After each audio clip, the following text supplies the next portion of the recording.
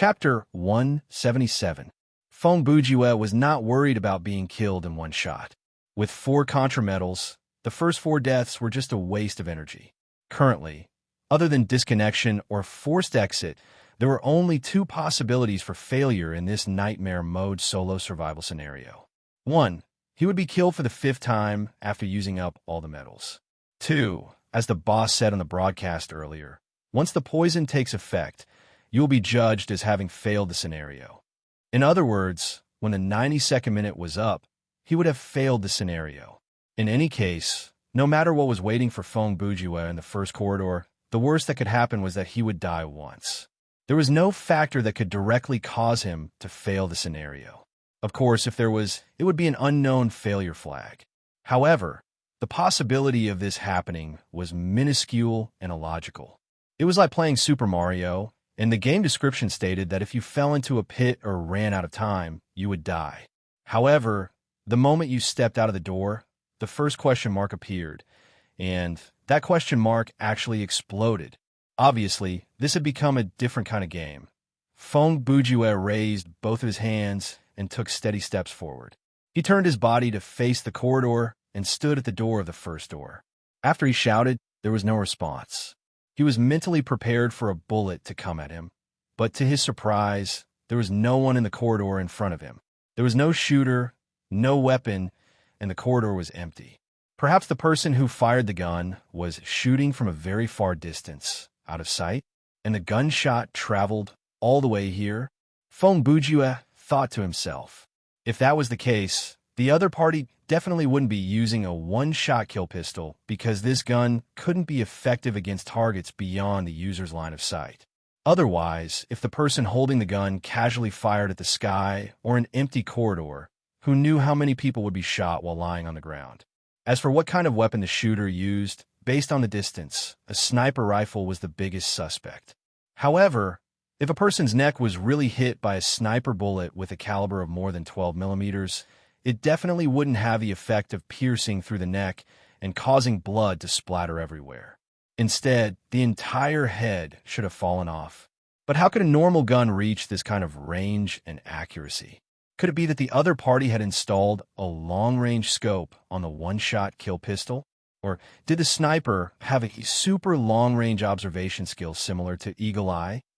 Another question was, if the enemy was really shooting from a very long distance, then he definitely didn't hear Feng Bujue shout just now. Then what was he doing right now? Was he still in the same place and saw Feng Bujue coming to the door? Or did he put down his gun and start moving after killing people?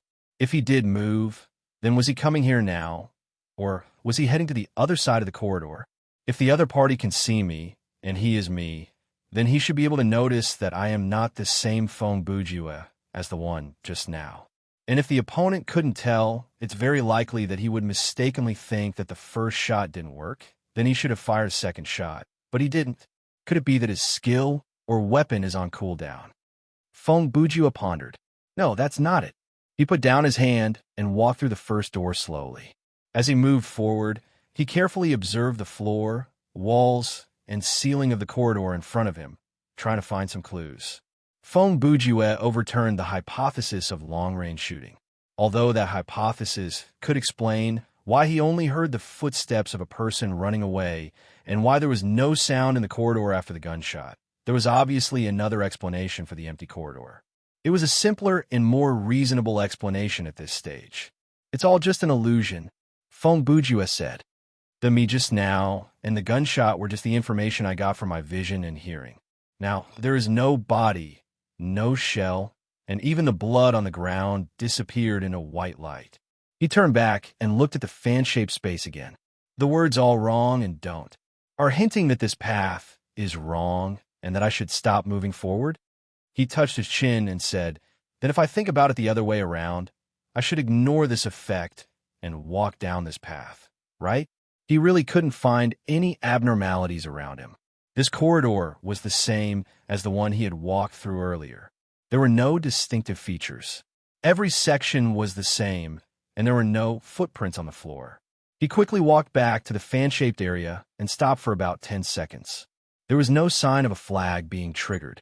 Looking at the 4 doors and 4 paths in front of him, Fong Buju muttered, "The usual way of thinking is that each of the 4 paths leads to the location of a bottle of potion. But what if it's another situation?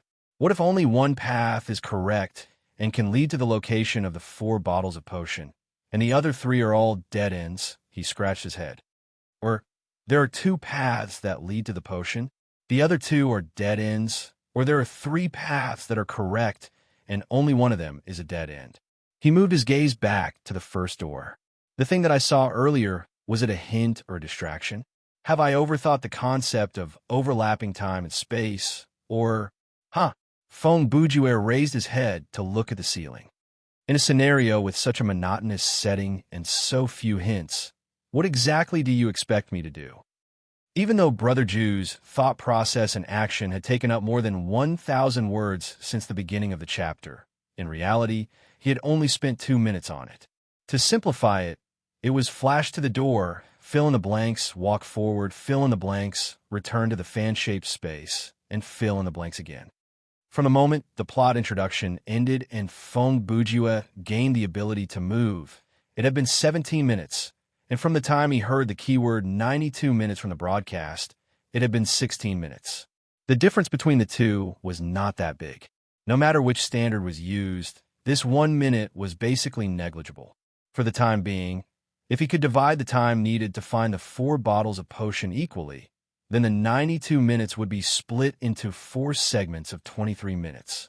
In other words, every 23 minutes, Fong Bujue would have to find a bottle of potion to ensure that he could synthesize the antidote before the poison took effect. He hadn't even seen the shadow of the first bottle of potion, so it was not a good idea to waste time there. Therefore, he turned and walked down the 3rd corridor. Chapter 178. Sometimes we see the host play a trick on some guessing variety shows. For example, there were 3 panels, and the host would tell the contestant that behind one of the panels was a brand new car, while the other 2 had nothing behind them. Then, the host would have the contestant choose one to open. The contestant chose the first panel, and then the host, who knew which panel had a car behind it, came to the 3rd panel. He opened it, but there was nothing behind it. Then, the host walked toward the contestant and said, "Do you still want to choose the first panel? Do you want to change your choice?" Most people would not change their choice because of fear or paranoia. They would think that the host was using reverse psychology to make them fall into a trap. But in fact, no matter where the car was, if one ignored emotional factors and used statistics as a basis to make a choice based on the changes in the number of variants, one should choose the second baffle.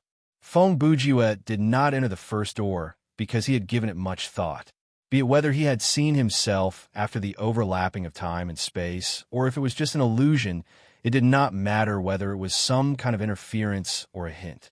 If he chose to enter the other corridors, the chance of finding the potion would not decrease, but the chance of encountering danger or making the wrong choice would be lower than if he had entered the first door. Exploring the other corridors could be used as evidence for what had happened in the first corridor. After he collected more information about the scenario, perhaps he would be able to explain what he had seen earlier more accurately. Tap, tap, tap. The sound of footsteps echoed with high frequency. After Fong Buju entered the 3rd door, he started to run down the corridor. He ran so fast that his body was like a purple leopard as he raced down the corridor. He knew that he could not waste any more time in this kind of monotonous corridor. The first 23 minutes were almost over, and he still had not found a single potion. Even after he found the potion, he would probably need to spend more time to solve several saw door games. The kind of game could be described as refreshing and strengthening. If he played it in real life, other than causing permanent disability and psychological trauma, there was a high chance of death. But in Thriller Paradise, for example, if he did not play this scenario well, he would lose a lot of life points or time, or he would lose the contra medal. The fact that Jazz shoes had not been dropped in the previous scenario was a blessing in disguise for Fong Bujue. It could increase his running speed and reduce the exhaustion of his stamina points, and it would help him gain a lot of time. As Fong Bujue ran, he saw a door on the side of the corridor in front of him. It was a wooden door that looked quite old. They were in the middle of the corridor, and they didn't know how long the road ahead was. However, the fact that there were rooms in the corridor was a little surprising. Originally, they thought that these monotonous corridors were just passageways to waste players' time and connected to different locations of flags. Unexpectedly, there were actually some settings along the way. Without hesitation, Fong Bujue stopped in front of the door and reached for the door handle. He had to go in. What if there was a potion inside? No one said that the potion had to be at the end of the corridor. Furthermore, whether the corridor had an end or whether there was a potion at the end of the corridor was a question mark. It was similar to what would appear behind the door. It was a mystery. The door was opened, and it was very quiet. There was no creaking sound that Fong Bujue had imagined. The room was very dark, and the light from the corridor was swallowed by the darkness at the door. Fong Bujue did not hurry to enter. He took out the flashlight and shone it into the room to get a better look at the situation inside. It was an empty room. There was no furniture, and there were empty cardboard boxes and baskets in the corner. There was a window in the room, but it was tightly sealed by a layer of iron plate. There were no other doors in the room, and there was no carpet on the floor. The floor was different from the corridor outside. It was very old and uneven. There were mottled marks that looked like they were caused by moths. It was hard to tell what kind of clues or items were hidden in this room, but one thing was for sure. There was no one inside, and there was no place for anyone to hide. Fong Bujue observed for about 10 seconds before he stepped into the room. When his feet stepped through the door and he was in the small room, a strong chill gripped him. It was as if he was wearing a thin shirt in the winter and standing in a world of ice and snow. The cold was so real that it was not caused by psychological factors. What kind of air conditioner is this? It's still room temperature when I'm standing one step away from the door. Fong Bujue was not afraid anyway, so he still talked to himself casually. He raised the flashlight and was about to look around the room for blind spots that could not be seen from outside when the door behind him moved on its own. Just like when it opened, it quietly closed. It's closing again? Fong Bujue appeared to be impatient with this kind of situation. He turned to pull on the doorknob and turned it with all his might, trying to open the door. In the end, he failed. After the door was closed, Fong Bujue was no different from being trapped, and the chill in the room intensified. Fong Bujue could not resist the door, and he was gasping for air. The flashlight shone on him and showed the white puffs that came out of his mouth. Fine. This is a time-wasting trap. I have to solve the puzzle to get out, right? Fong Bujue shook his head. He turned around quickly and started to search the room. He looked at the four corners. They were all normal. There was nothing there. Then he walked toward the few old cardboard boxes and empty baskets. At that moment, Fong Bujue suddenly felt something. He realized that there was a pair of eyes staring at him from above. Fong Bujue slowly raised his head, and at the same time, he moved the flashlight upward. Then he saw, in the middle of the ceiling, there was a shadow formed from air floating. Its shape was blurry, and it looked like the shadow of a person. Its body was stuck close to the ceiling like it could block or swallow the light. When the flashlight shone on it, the circle of light around its body was separated. Fong Bujue stared at the thing calmly, and it stared back at Fong Bujue. This strange atmosphere did not last long before the shadow slowly faded and disappeared. Who would have thought that about 3 seconds after it completely disappeared, suddenly, 2 faint blue beams of light shot from above, precisely where the shadow's eyes were located. Any normal person standing there would be shocked, but Fong Bujue just stood there without moving. His hands did not even tremble. He said weakly, "You are quite lively. You are quite lively." At that moment, the shadow jumped down from above. Fong Bujue quickly took a step back and easily evaded it. He took out the one-hit kill pistol and pointed it at the shadow. "What do you want?" The shadow slowly turned from a state of nothingness to a clear and real form. It turned into a black, humanoid shape. It looked like the group of murderers that fell under Detective Conan's hands, but its eyes were blue, and there were strange wrinkles on its body. Vaguely, a blood-like liquid could be seen flowing through the wrinkles. It was as if the man's blood vessels grew out of his body and were transparent. "Do you know how to tell a ghost story?" The shadow spoke. It sounded like a middle-aged man. "You." "Ha!" Fong Bujue did not know what was wrong with him, but he suddenly felt that this scene was extremely funny. This sentence hit him where it hurt. After about 10 seconds, he managed to control his emotions and said, "I'm warning you. I'm in a hurry." "Tell me a ghost story," the shadow said again. Feng Bujue put down the gun. He was not worried that the one-hit kill pistol would not be able to kill this guy, but he was worried that if he killed this guy, he would be trapped in this room. "If I tell you, what's in it for me?" he asked. Although it seemed like a simple question, Feng Bujue had actually thought it through carefully. He did not ask, "Will you let me out if I tell you the story?" but "What's in it for me?" This way, the shadow's answer would be more likely. If the flag of this room was to tell a story before opening the door, then it would be the same no matter how he asked. But if there were other benefits other than getting out after telling a ghost story, then Feng Bujue's question would give him all the rewards in advance. "If you can scare me, then I'll let you out," the shadow replied. "Then I'll shoot you and get out. Wouldn't that save me a lot of trouble?" Feng Bujue did not raise his gun. He was only testing the shadow with his words. The shadow was actually considering it. "All right, if your story scares me, not only will I let you out, I'll also send you directly to the prison at the end of this corridor. You were running towards that direction earlier, right? That's a very long way to go." With that, Feng Bujue understood everything. If he killed the shadow with a gun, he would be able to get out, but he would not be able to get back the time he had wasted here. But if he told a story, even though it would take him a few more minutes, he would be able to reach the end of the corridor directly. Who knew how long the second half of the corridor would be? Who knew how long the second half of the corridor was? "Okay, then I'll tell you one." Feng Bujue seemed to be very familiar with this. He used a flashlight to illuminate his face from bottom to top. Then he used a dark tone and a low voice to say, "Once upon a time, there was a taxi driver." At this point, I think everyone should understand why Feng Bujue was forbidden from interacting with children. He often worked until late at night. One day, when he was passing by an unfamiliar road, he saw a woman in white waving at him.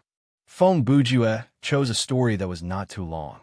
Even though, with his storytelling skills, he could tell a story that would take him at least an hour or even a short horror novel. But at this moment, he naturally wanted to keep the story as short as possible. The driver did not think much of it. He stopped the car. The woman opened the back seat door and got into the car. She appeared to be very light. When she got into the car, the driver did not feel any movement of the car. The driver asked her, "Where are you going?" As he moved his gaze to the rearview mirror. Chapter 179. The ghost story that appeared in this chapter was adapted from a short story by Kusaka Minya, The Hanging Corpse. If there was any similarity, then it was not a coincidence. In the end, the woman fell into the puddle. The shadow interrupted Feng Bujue at that moment and asked this question. "Huh, you've heard of it before?" Feng Bujue asked. "I want to hear a story that can scare me, not a lame joke." The shadow replied. Feng Bujue sighed deeply. "Then I'll change it." He had plenty of such stories in his head. Even if he was asked to come up with hundreds of them, he wouldn't be able to answer the question. "You want to scare me, right?" he thought to himself. But then again, this guy is obviously a ghost himself, but he wants me to tell him a ghost story. This ridiculous joke is really, this time, Feng Bujue was going to be more serious. The shorter the story, the better, and it had to be scary. With limited space, using the power of words to make others feel scared was actually quite difficult. That day, I was sitting on a bench in the park. There was a fountain before my eyes. I watched the water column rise high into the air and fall. The clear sky of the evening made me feel rather chilled. There was a fountain before my eyes. The shadow listened to Feng Bujue's story without saying a word. From a bystander's perspective, Brother Bujue was really into the role. The way he referred to himself, as I was quite convincing. As I listened to the sound of the water flowing from the fountain, I opened the few evening papers that were beside me. But no matter which newspaper it was, there was nothing that I was looking forward to. Feng Bujue exhaled a puff of white mist. About 2 weeks ago, a girl's body was exposed in an abandoned house in the countryside. I'm looking for news reports about this. A strange smile appeared at the corner of his mouth. I've been in love with this girl for some time. I remember that day. It was also in the evening. She came to meet me for a rendezvous. She had a peach petal-shaped hairstyle and was wearing a school uniform and a short skirt. She was so beautiful that I almost couldn't breathe. At this point, Feng Bujue's eyes were burning with passion. His breathing became hurried, and the corner of his lips twitched. So, almost subconsciously, I led her to an empty house near the highway and strangled the panicked girl to death. He paused for a moment and widened his eyes to meet the shadow's gaze. That made me feel relieved. If I didn't do that, I would have gone crazy. Ha ha ha. He chuckled. There was a sense of satisfaction in his laughter, as if he was still savoring the pleasure of that moment. I took off her belt and hung her from the roof beam. I made it look like she had committed suicide by hanging. Feng Bujue continued. Although I went home as if nothing had happened, from that day onwards, I would come to this park every evening and buy 2 or 3 different evening papers. I would sit on the bench and read them. Feng Bujue sneered. Young girl hanged herself. I was looking forward to seeing this headline. He suddenly stretched out his hand and grabbed at the air beside him, as though there was really something there. Suddenly I saw it. On the ground beside my feet, there was a newspaper. It was an old newspaper that someone had discarded. In the middle of one of the pages, there were 3 big headlines. Those words shot into my eyes like electricity: unidentified body in empty house. In an abandoned house near the highway, the remains of a body that had been dead for about 2 weeks was found. The deceased was a young man dressed up as a company employee. Feng Bujue's face was as scary as a ghost's. I grabbed the newspaper and ran out of the park like a madman.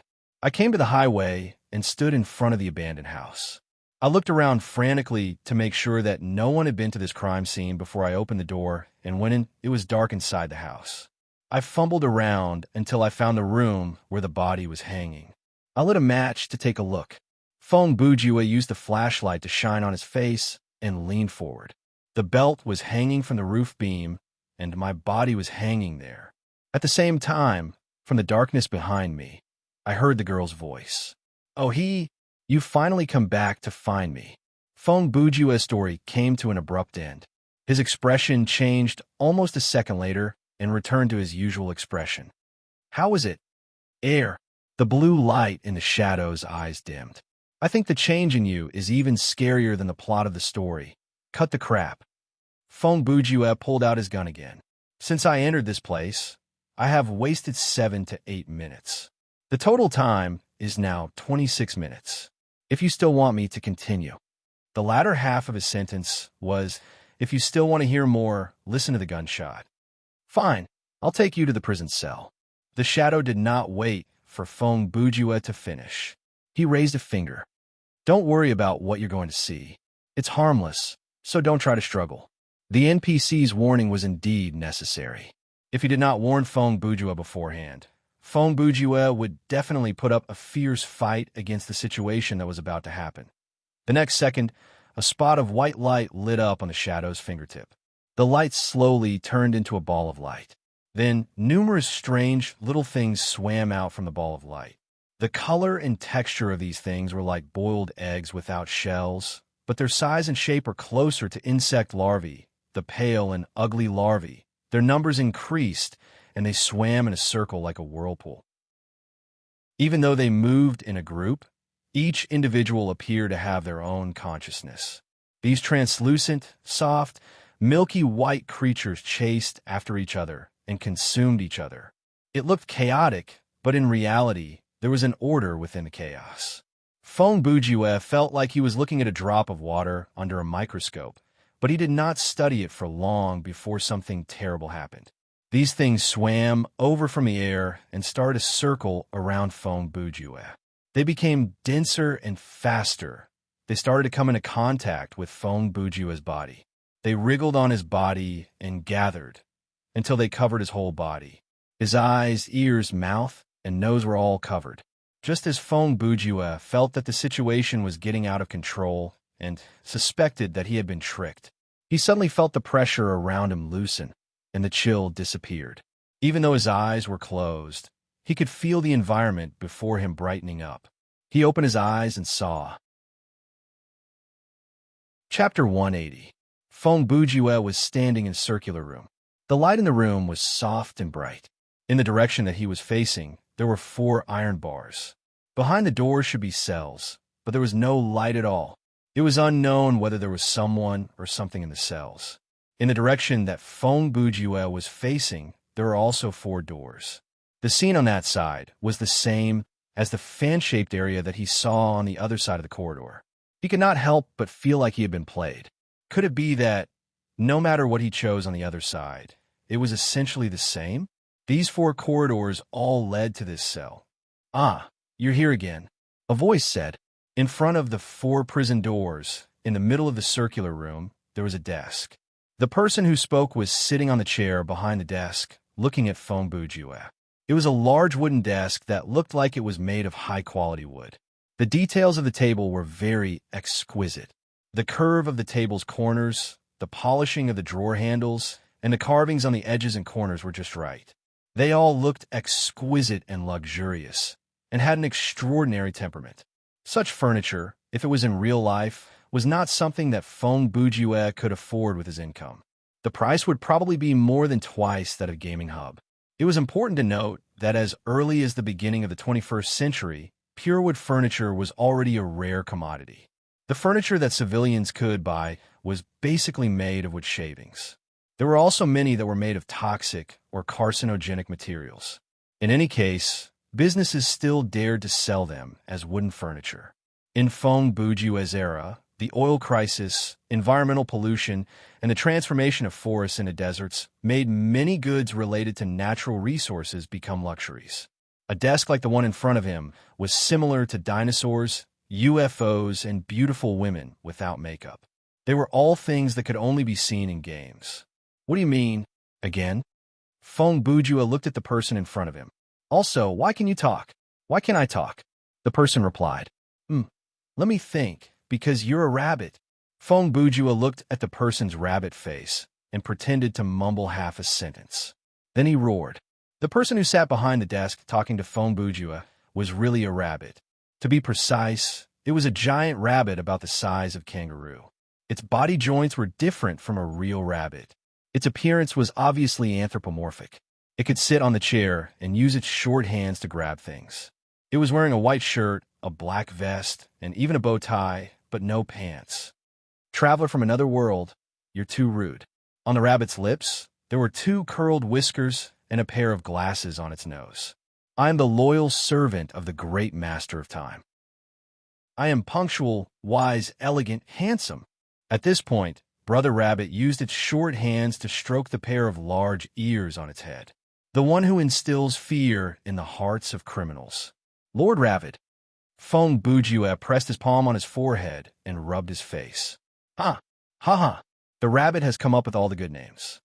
It's Lord Rabbit, not Rabbit." Rabbit corrected him. Fine. Fong Bujue did not want to lower himself to the rabbit's level.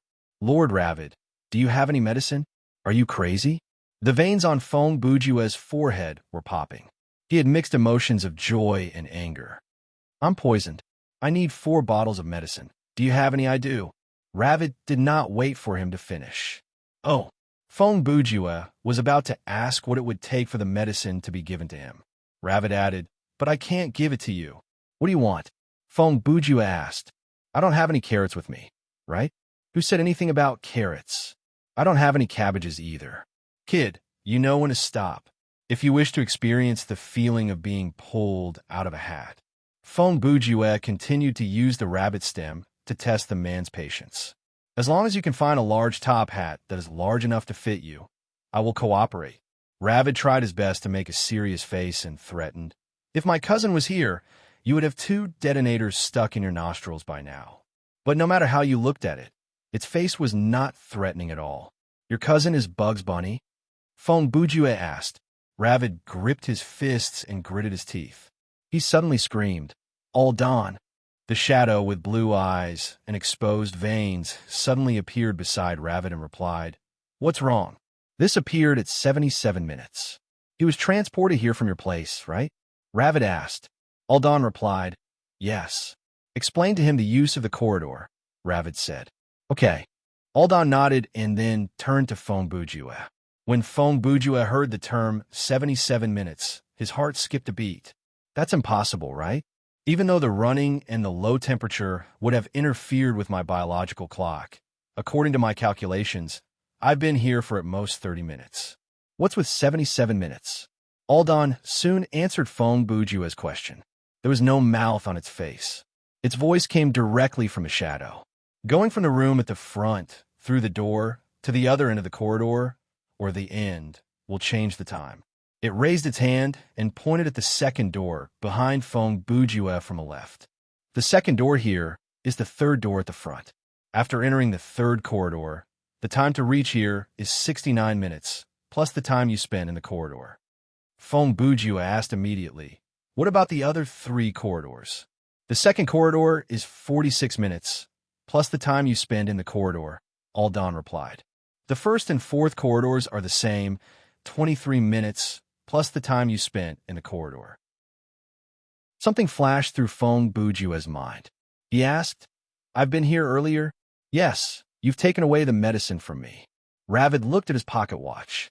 But at this moment, you appear to be Feng Bujue who has only lived for 30 minutes. In other words, I only need to explain it to you, so there's no need for me to waste time on the other versions of you. So, there are 2 types of time here. One is the time that I've experienced, and the other is the time here.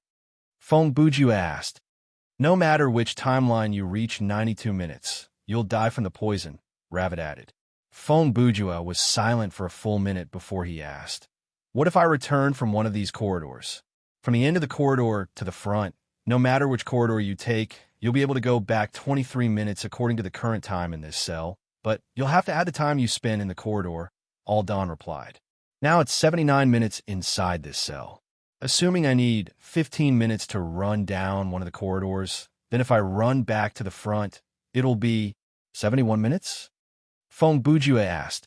That's right, Ravid added, but the time at the front is actually not that important. As long as you enter the corridor from the front, the time will be calculated according to the time at the end of the corridor.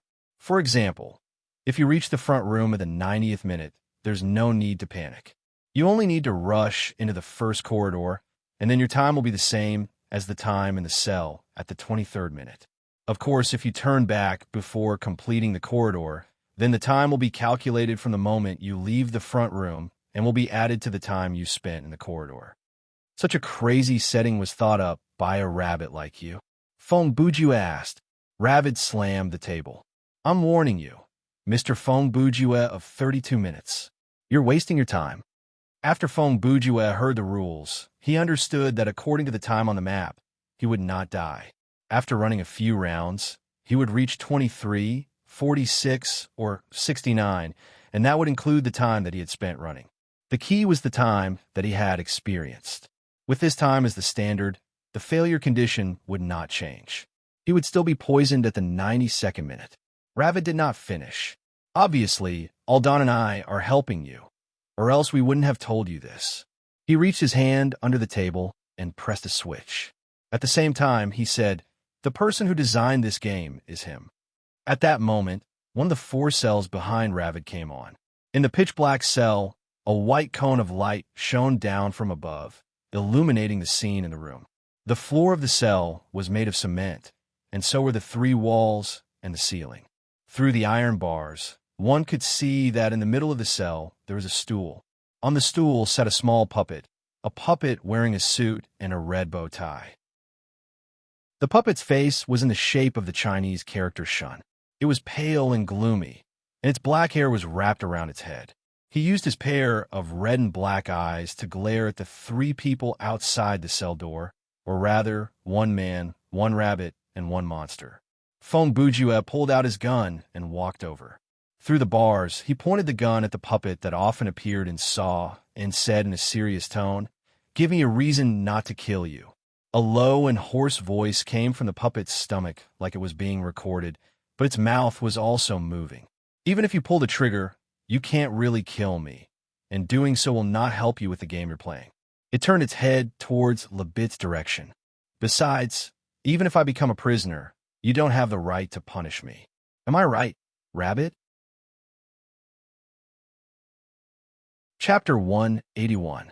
Don't act like you have nothing to fear, Ravid told the doll, but You're right. I won't let this traveler kill you. It turned to Fong Bujua. You, go and capture him for me first. Capture him? Fong Bujua glanced at the doll and repeated, him. Ravid replied, at the 41st minute, I've already given you the potion that I have. It was then that you captured him. It pointed at the 4th corridor. That's where you came from. Current quest has been changed. Main quest updated. Fong Bujue opened the game menu and saw that under the original Find the Chemical Potion, 4/4 menu, there was a new quest. Find and capture the doll Billy in the 4th corridor and bring him to Rabbit in exchange for a bottle of chemical potion. Fong Bujue raised his head and took a deep breath. I have a hypothesis. If I return now, capture him, and hand him over to you at the 41st minute, then I don't take the potion. He paused for a second. Then what would happen now? Ravid said, you mean if you do that, the potion would still be with me, right? Yes. Fong Bujue confirmed. But you've already taken it. Ravid looked into Fong Bujue's eyes. Do you understand? Fong Bujue was startled. You mean, because you took it at that moment, that's why you're asking me this question now? Ravid replied. According to another possibility, if you didn't take the potion at that time, I would have given it to you at this moment. But even so, you still have to capture Billy because if you don't, my cell will be empty at this moment, and I won't give you the potion. This is a paradox. But if you went to catch him as usual and return to the 41st minute, there would be 2 possibilities. First, you took my medicine, and then your previous actions and existence would be denied, Ravid said.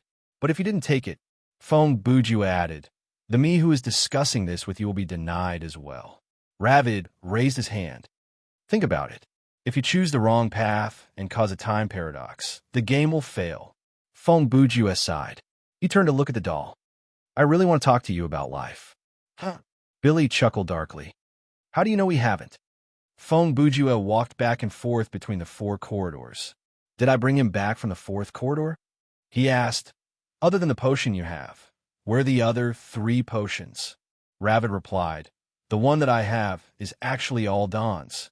It waved its hand and gave Aldan a look. The latter disappeared instantly. Ravid continued. Of the 4, he is the most cooperative one. 4.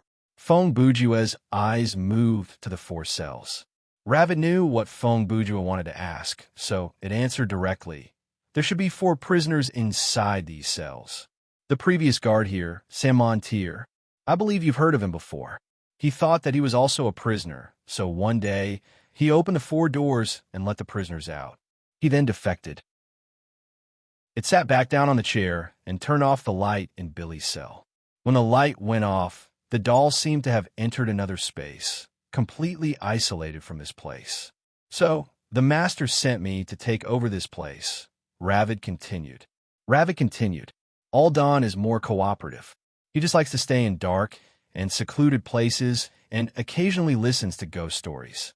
He does not show any intention of aggression or resistance. I see him as a model prisoner, so I made him my assistant. 2 devils. Fong Bujue said. What are you talking about? Just pretend I didn't say anything. Fong Bujue smiled and brushed it off. Ravid scoffed and continued. Every corridor here has a bottle of the medicine that you're looking for. Aldan is in the 3rd corridor. He has given me the bottle in the 3rd corridor, and I have given it to you before and soon. It paused for a moment and stroked its beard again. It seemed that even it felt that its words were a little confusing. Billy the puppet was hiding in the 4th corridor. He also had a bottle there. Since you caught him, you naturally have that bottle too. Okay, I get it now. Fong Bujue said, in other words, currently, there's a bottle of medicine in the 1st, 2nd, and 4th corridors. I got the other bottle when I entered the 4th corridor, captured Billy, and sent him to you. Ravid nodded to show his affirmation. Last 2 questions. First, in terms of distance, which corridor is the shortest? Fong Bujue wanted to find the shortest corridor and run back to the front. Because it was already the 84th minute, he was worried that there was not enough time for him to deal with the mini-boss in the 1st or 2nd corridor and return to the front.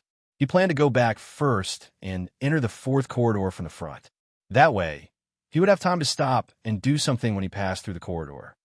I don't know, Ravid replied. I've only been to the 1st corridor. I've never been to the rest, so I can't compare which corridor is longer and which one is shorter. What? How did you become a prison guard? Feng Bujue asked.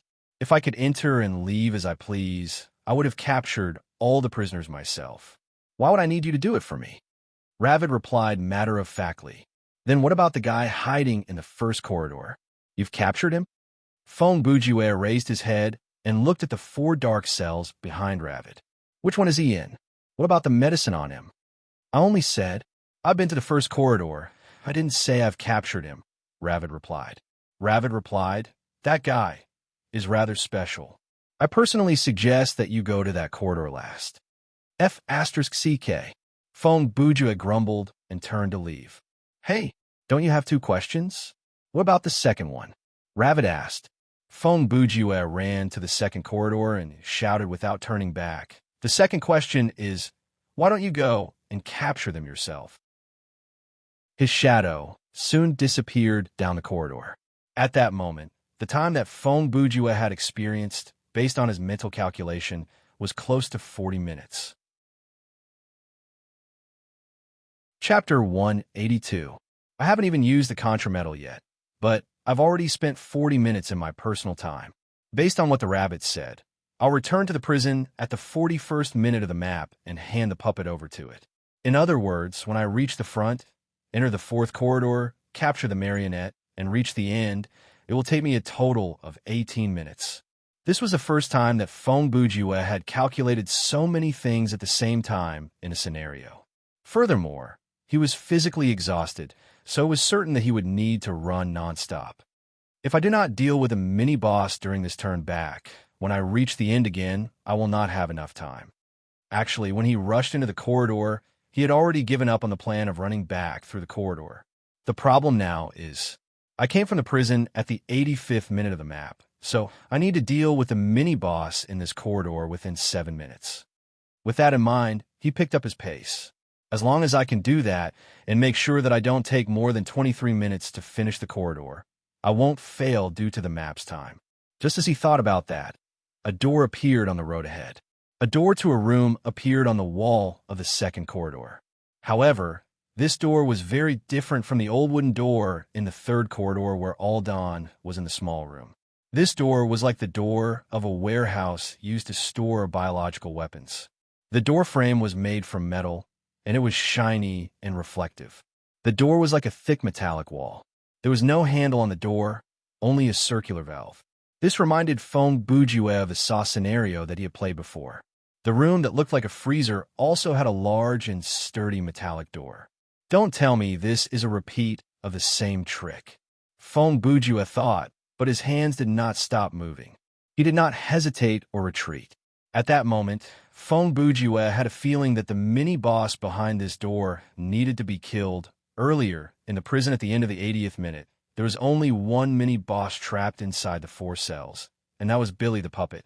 Ravid only asked Feng Bujue to go to the past and capture this prisoner.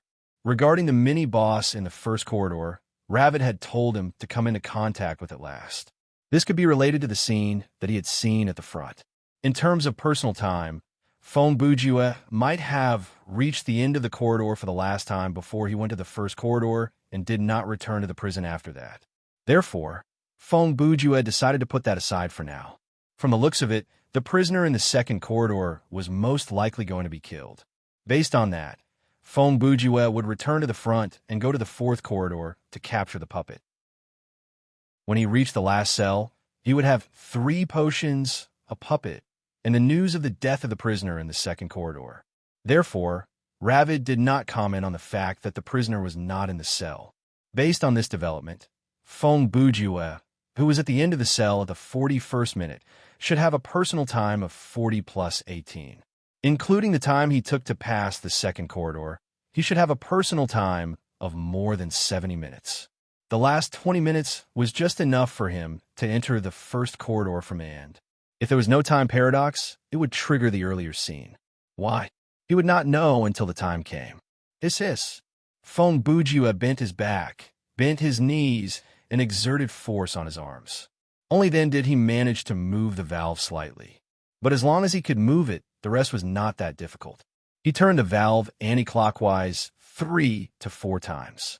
With a click, the lock on the metal door seemed to have loosened. This metal door should open outwards, so Feng Bujue used all his strength to pull the thick door towards himself. When the door opened, the red light from inside the room shone into the corridor. Feng Bujue subconsciously glanced inside the door. That was only for a fraction of a second. After that, he moved his gaze away. This was a series of actions. However, the image of the monster inside the room had already been carved into Feng Bujue's mind. 1 second later, unfortunately, he recognized the monster standing at the corner of the room. F*CK. When the word escaped from Feng Bujue's mouth, the monster instantly moved into the corridor. It stood beside Feng Bujue, reached out its arms, and with unbelievable strength and speed, snapped Feng Bujue's neck. Information on SCP-173, Project Code, SCP-173, the Culture, Project Grade, Euclid Biological Characteristics, Unidentified, non-living object with signs of life source, unknown body composition, building materials interior of the body, no living thing or organs. Metabolism, yes, excretion is confirmed. Sensory perception, yes, can confirm whether or not someone is watching it. Movement method, unknown, teleport. Behavior, snap the neck of all living things. Special containment measures, SCP-173 should be kept inside a locked containment area, later referred to as the container, at all times. If any personnel must enter this area, the number of people must be no less than 3. Furthermore, the entrance must be locked after entering. Before the work is completed and the entrance is reopened, at least 2 personnel must maintain eye contact with SCP-173 at all times. Description: SCP-173 was moved to Precinct 19 in 1993. Its origin is unknown. It is constructed from concrete and steel and contains traces of Krylon spray paint. SCP-173 is mobile and possesses strong hostility. However, when it is being watched, it is unable to move. The line of sight with SCP-173 must not be broken at any time. Personnel in the same room as SCP-173 must warn each other before blinking. When SCP-173 is not being watched, it will teleport in front of the target and snap the joint between the skull and the neck, killing the target. During an attack, personnel must follow the Level 4 Dangerous Object Containment Procedure. The personnel report stated that there would be a scratching sound coming from an unoccupied container. This is normal. If there is any change in the target's habits, it should be reported to the HMCL supervisor on duty. The reddish-brown substance on the floor was made up of feces and blood. The origin of these substances was unknown. The container has to be cleaned every 2 weeks. There is a flash of white light before Feng Bujue's eyes, and he appeared at the fan-shaped area at the head of the corridor. The system said, "Your item, contrametal, has been consumed. Why am I here?" That was the first question that appeared in Feng Bujue's mind, and he quickly gave himself an answer.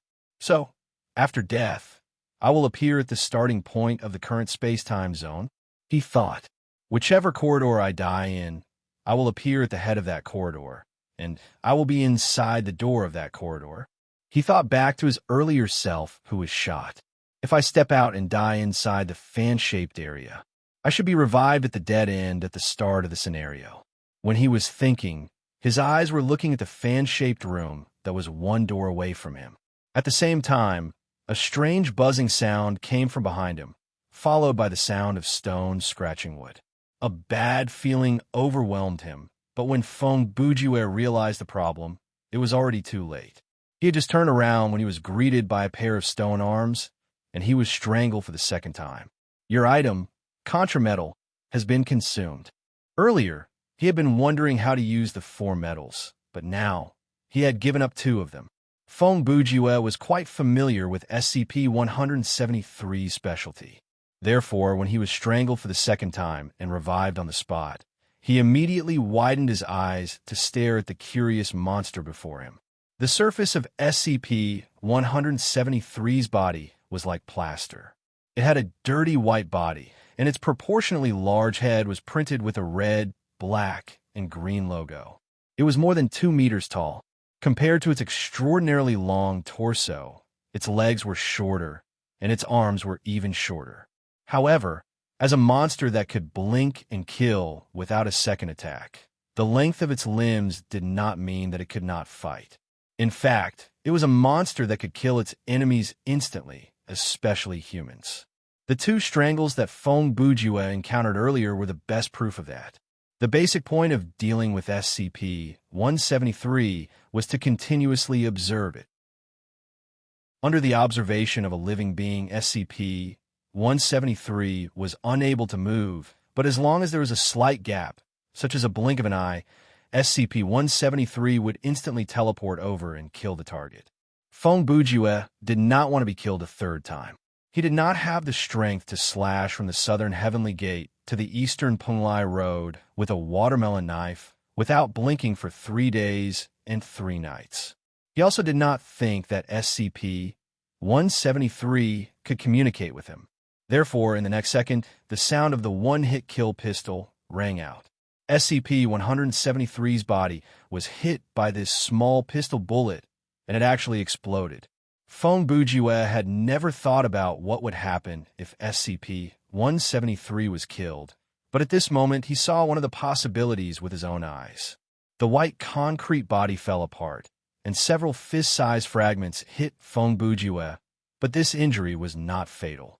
A large amount of blood splattered out of SCP-173's body, and like splashing ink, it splashed onto Fong Bujue's body. He did not even have time to dodge. In the end, 1 or 2 meters away from the door of the second corridor, there was a person covered in blood, a pool of dark red liquid, and strange body fragments scattered everywhere. Fong Bujue wiped his face and sniffed the smell of the blood. It's just blood.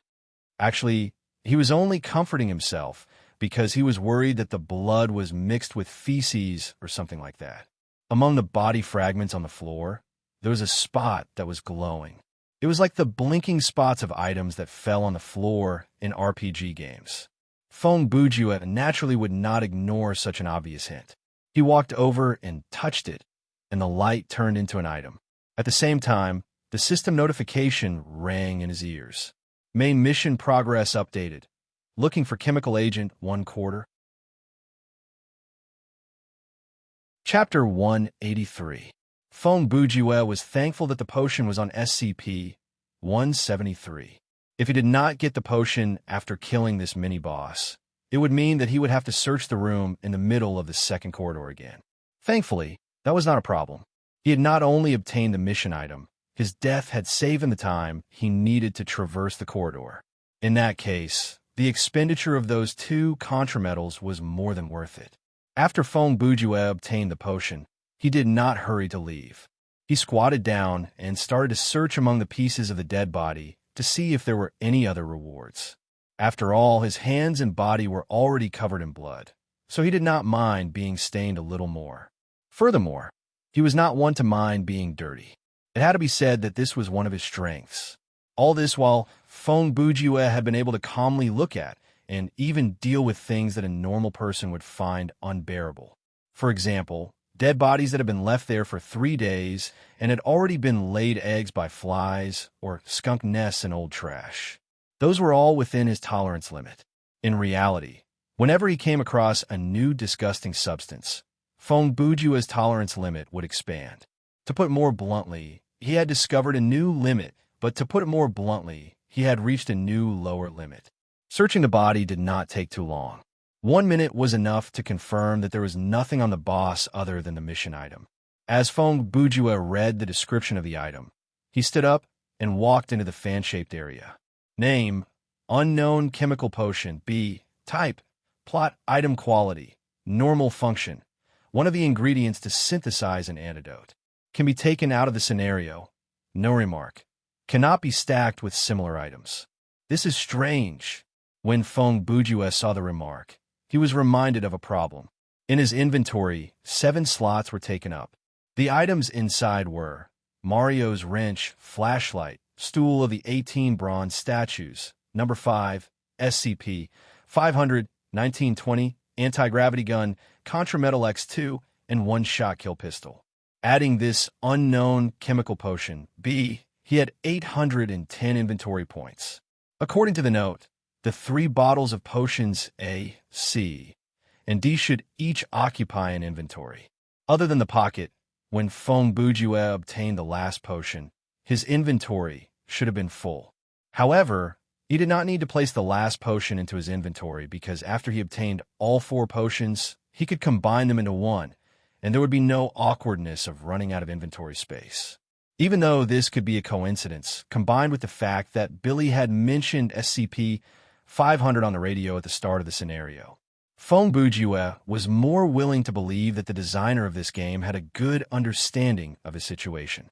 Not only the items in his inventory, even his skills, stamina, and equipment had been taken into consideration. If the scenario was created by the system based on the player's characteristics, then this game was designed by the system. Billy, on the other hand, was just a messenger for the system. Did that mean that Billy himself was only instilled with the consciousness of, I designed this game by the system? Therefore, when he used strategic victory, he would not be able to see anything because this scenario did not have a real boss. It only had a set of rules, a player, and several specific chess pieces. After Feng Bujue returned to the fan-shaped area, he turned back to look at the second corridor. He realized with a shock that the body parts and blood stains on the ground had all disappeared. It had become an empty corridor again, but the blood on his body was still there. So that's how it is. Feng Bujue seemed to understand something. He did not stay for long because of that. At that moment, he had a personal time of about 46 minutes. If everything went smoothly, at 65 minutes, he would appear in the prison cell at 41 minutes on the map, and he would have 3 potions in his hand. In terms of average time, this was just right. As Feng Bujue thought about it, he entered the 4th corridor and raced down it. Even though the Contrametal had revived him, his stamina points did not return to full after the revival. They were still depleted at the same rate. Even with the aid of jazz shoes, Feng Bujue's stamina points started to run out. Currently, he was at 894,1800. It looked like he had just passed the halfway mark, but anyone who had run a marathon before would know that the further one ran, the more tired it would be. Furthermore, Feng Bujue was running a marathon in a continuous state. This scenario was a double marathon of physical and mental power. This marathon was not about sportsmanship, but it was a game of desperation with a line of death. After entering the corridor, 5 minutes passed in the blink of an eye. The door of the room appeared in front of him at about the same time. At that moment, Feng Bujue suddenly realized that he had not run down a whole corridor. He had only run the first half of the 3rd corridor, and he had only run the second half of the 2nd corridor. Furthermore, it was unknown whether the room where the mini-boss was located was closer to the front or the back. Therefore, even if he could estimate the length of the 4th corridor from the beginning to the end, he could not tell which corridor was the shortest compared to the other corridors. No wonder the rabbit did not know which corridor was the shortest. Feng Bujue mumbled to himself.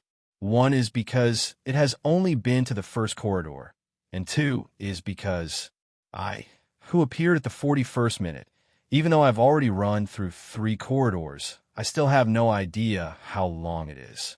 If I knew, I would have told the rabbit. He used a Sakamoto-style slide and floated to the door.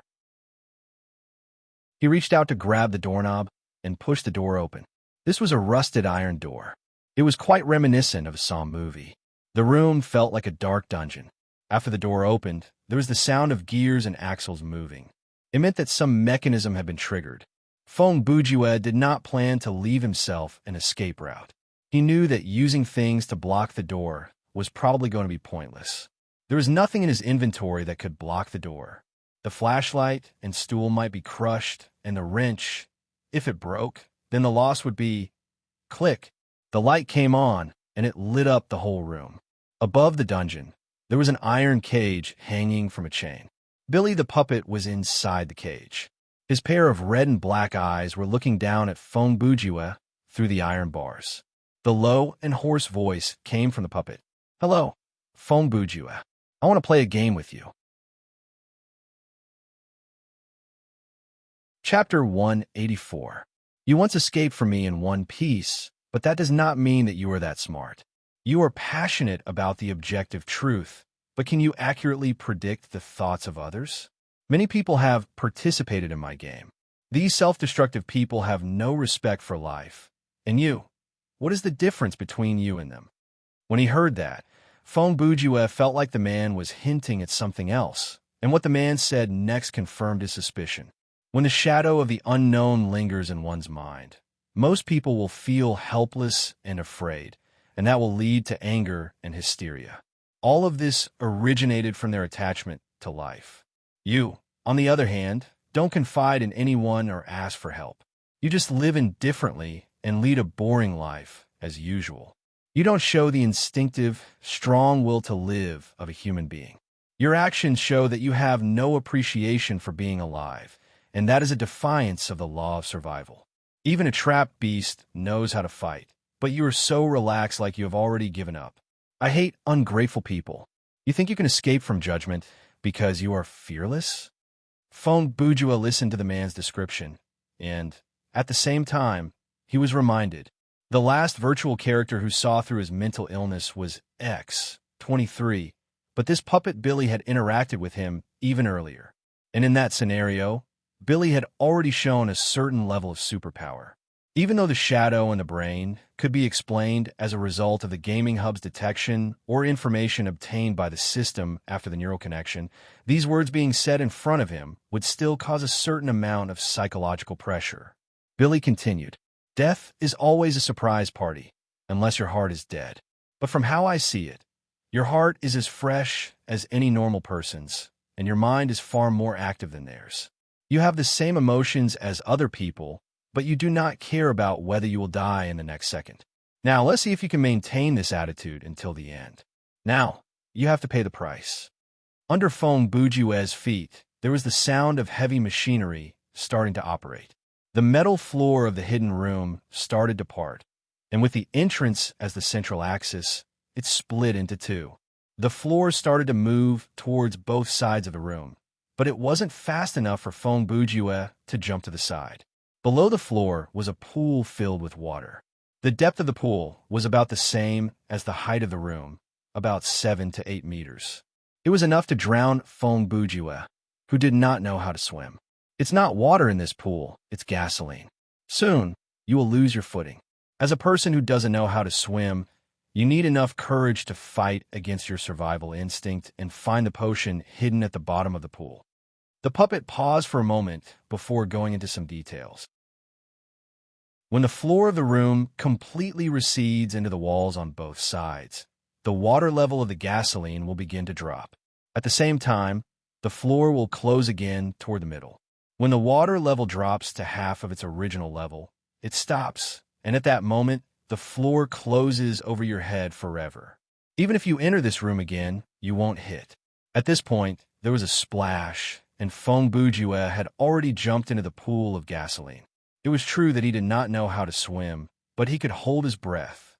He took a deep breath, puffed up his cheeks, and pinched his nose with one hand. With his feet down, he jumped into the pool of gasoline. Just like that, he quickly sank to the bottom of the pool. According to the rules that Billy had described, there is only one chance in this game. If he failed, it would be a permanent failure. Before the puppet finished saying, "Even if you enter this room again," Fong Bujue knew what it meant. Even if he drowned in the pool of gasoline and used the contrametal to revive himself, the floor would not open again. This was because the floor would close forever. Other than that, when the floor closed, the water level would drop. This was probably to prevent Fong Bujue from returning to the surface after taking the potion and climbing up by the edge of the floor.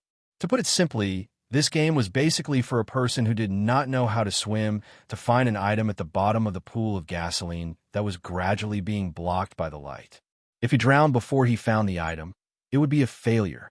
Even if he found the item and dog paddled back to the surface, the floor would not be completely closed. he would not be able to reach the floor and climb up again.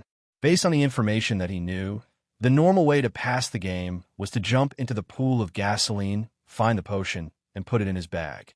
Then he would fight his survival instincts at the bottom of the pool and drown in the shortest amount of time. Finally, he would use the contrametal to revive himself and teleport away.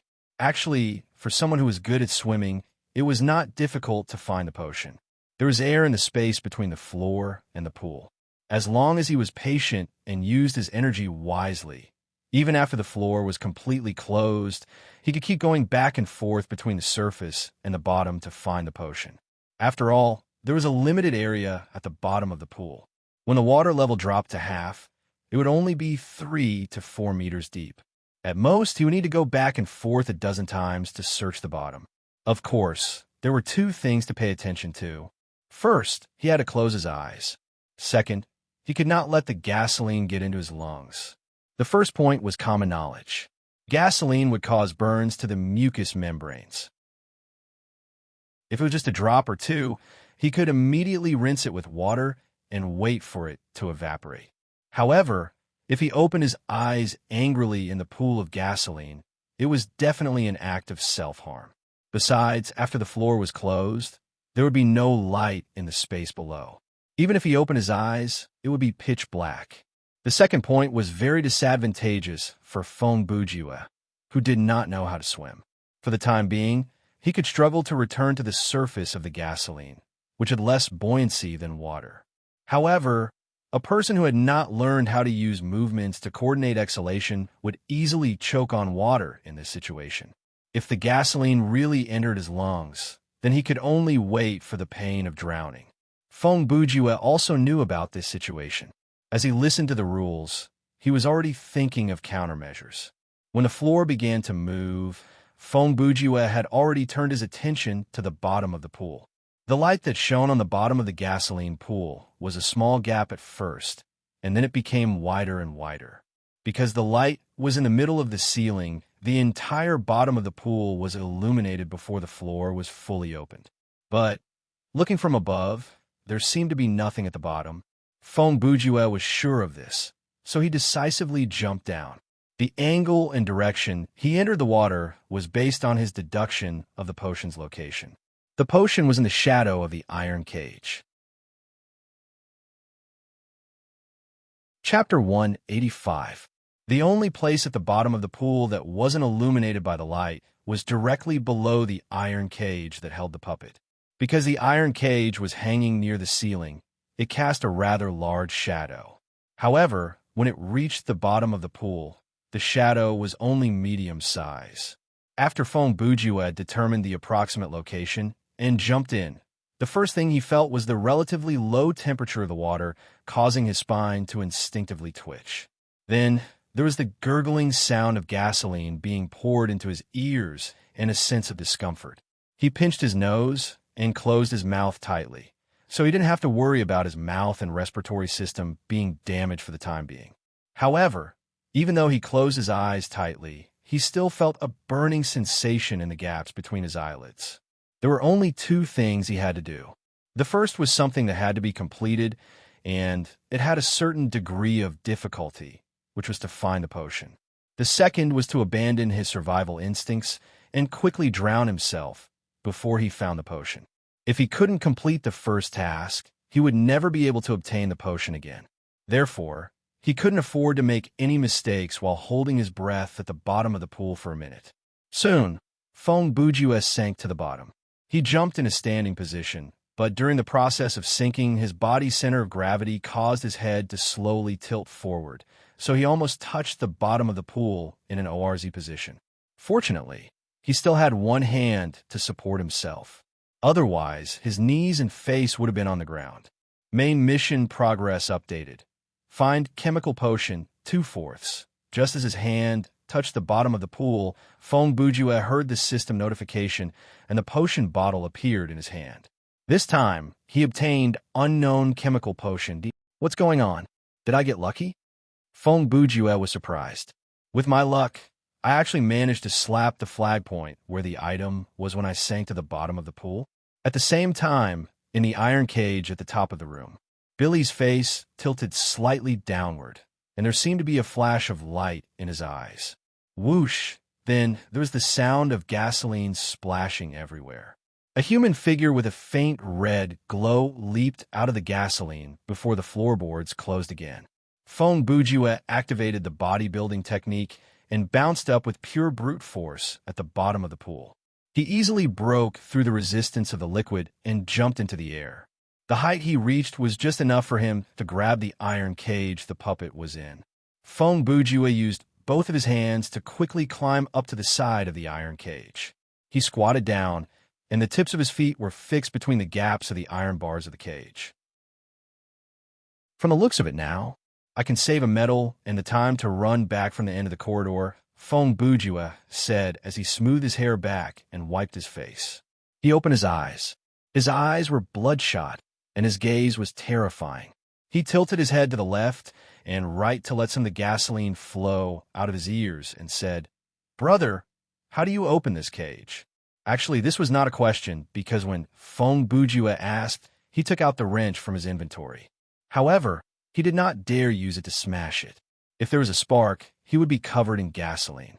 He used a wrench to grab the lock of the iron cage and try to pry it open. There was only one iron chain on the top of the cage, not four. Therefore, when Fong Bujue climbed up, the cage had already started to shake. Now it was moving back and forth in the air like it was on a swing.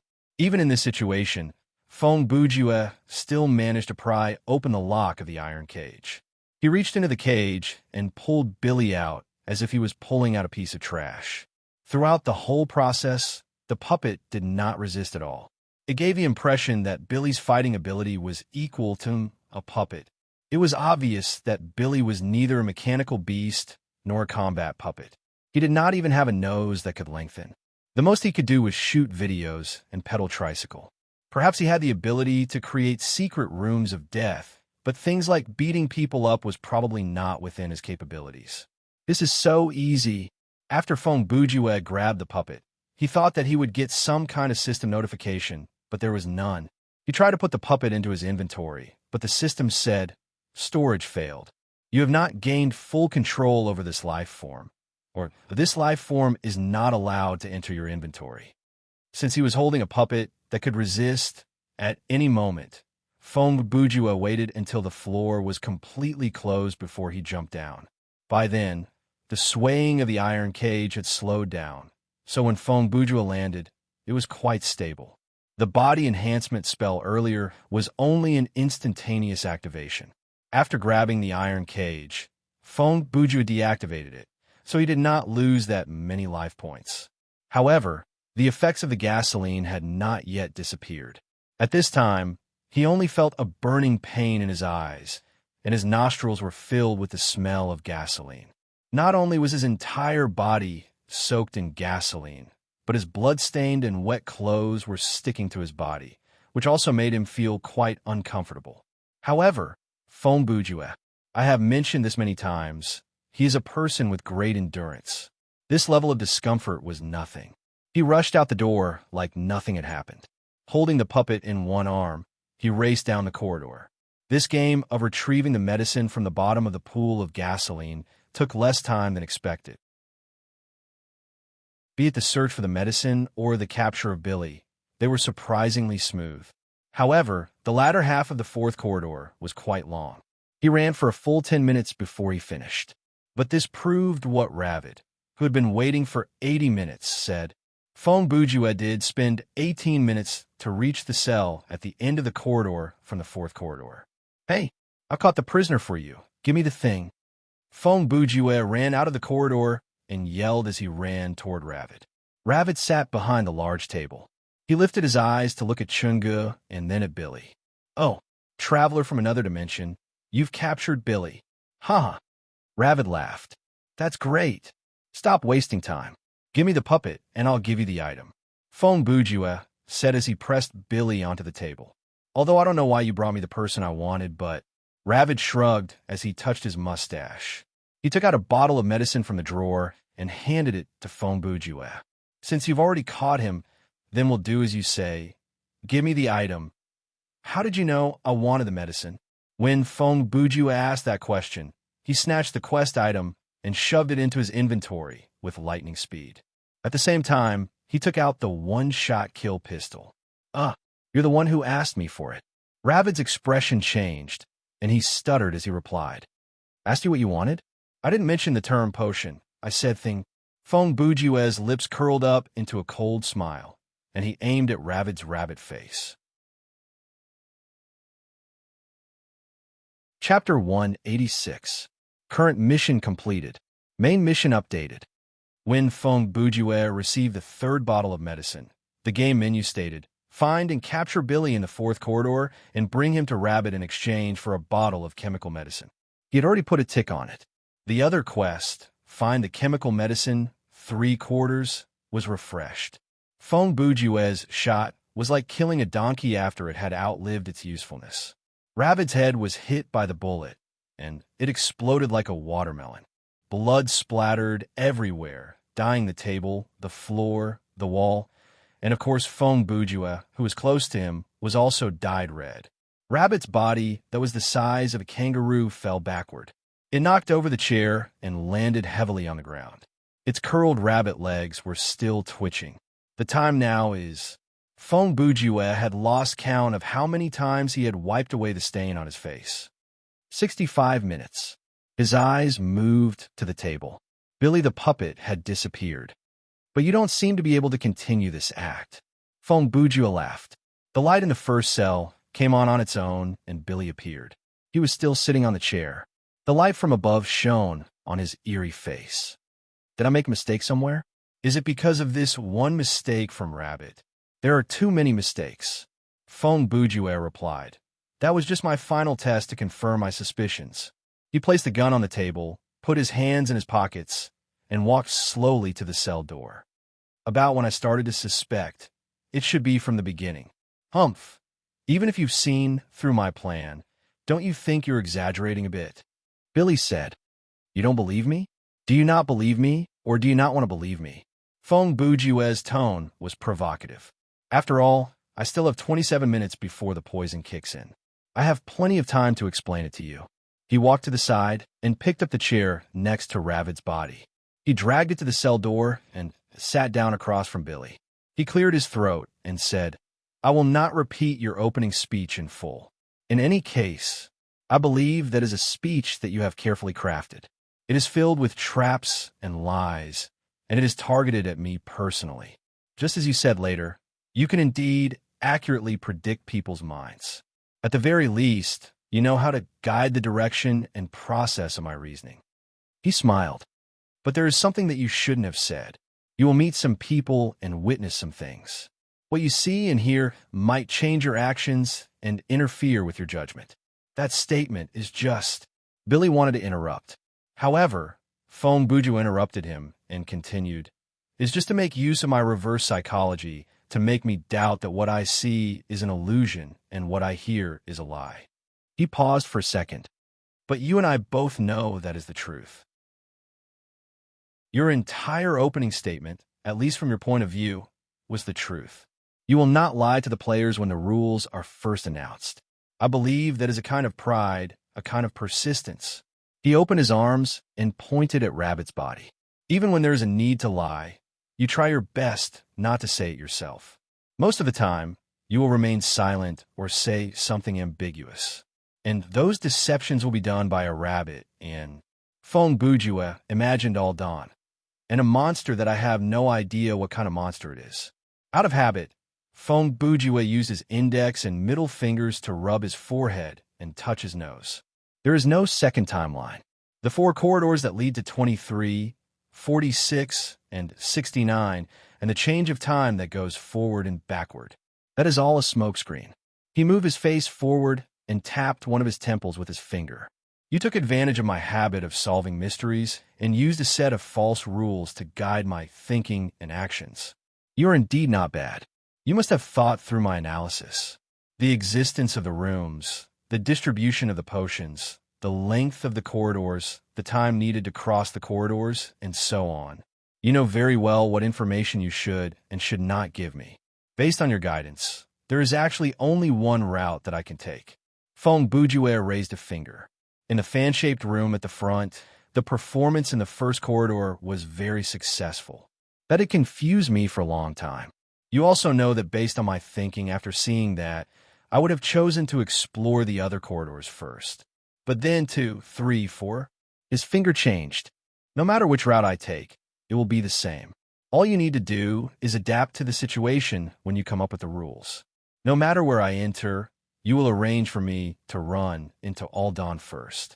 The challenge of telling a ghost story was like a strange message left at a murder scene to disrupt the investigation. Using that method to send me directly to the end seemed quite normal, because the more inexplicable a situation was, the less likely it was for anyone to investigate it. When I arrived at this so-called prison, the show officially started. Ravid and Aldan's words and your appearance in the prison were all to make me believe in your theory of time in the corridor. This way, to not create a space-time paradox and to avoid the 92 minutes on the map, I only had one choice left. Turn back from the second corridor, return from the fourth corridor, and then return to the first corridor. That is what you want me to do, and it is the only path that Ravid's theory points to. Fong Bujue turned around to look at the first corridor.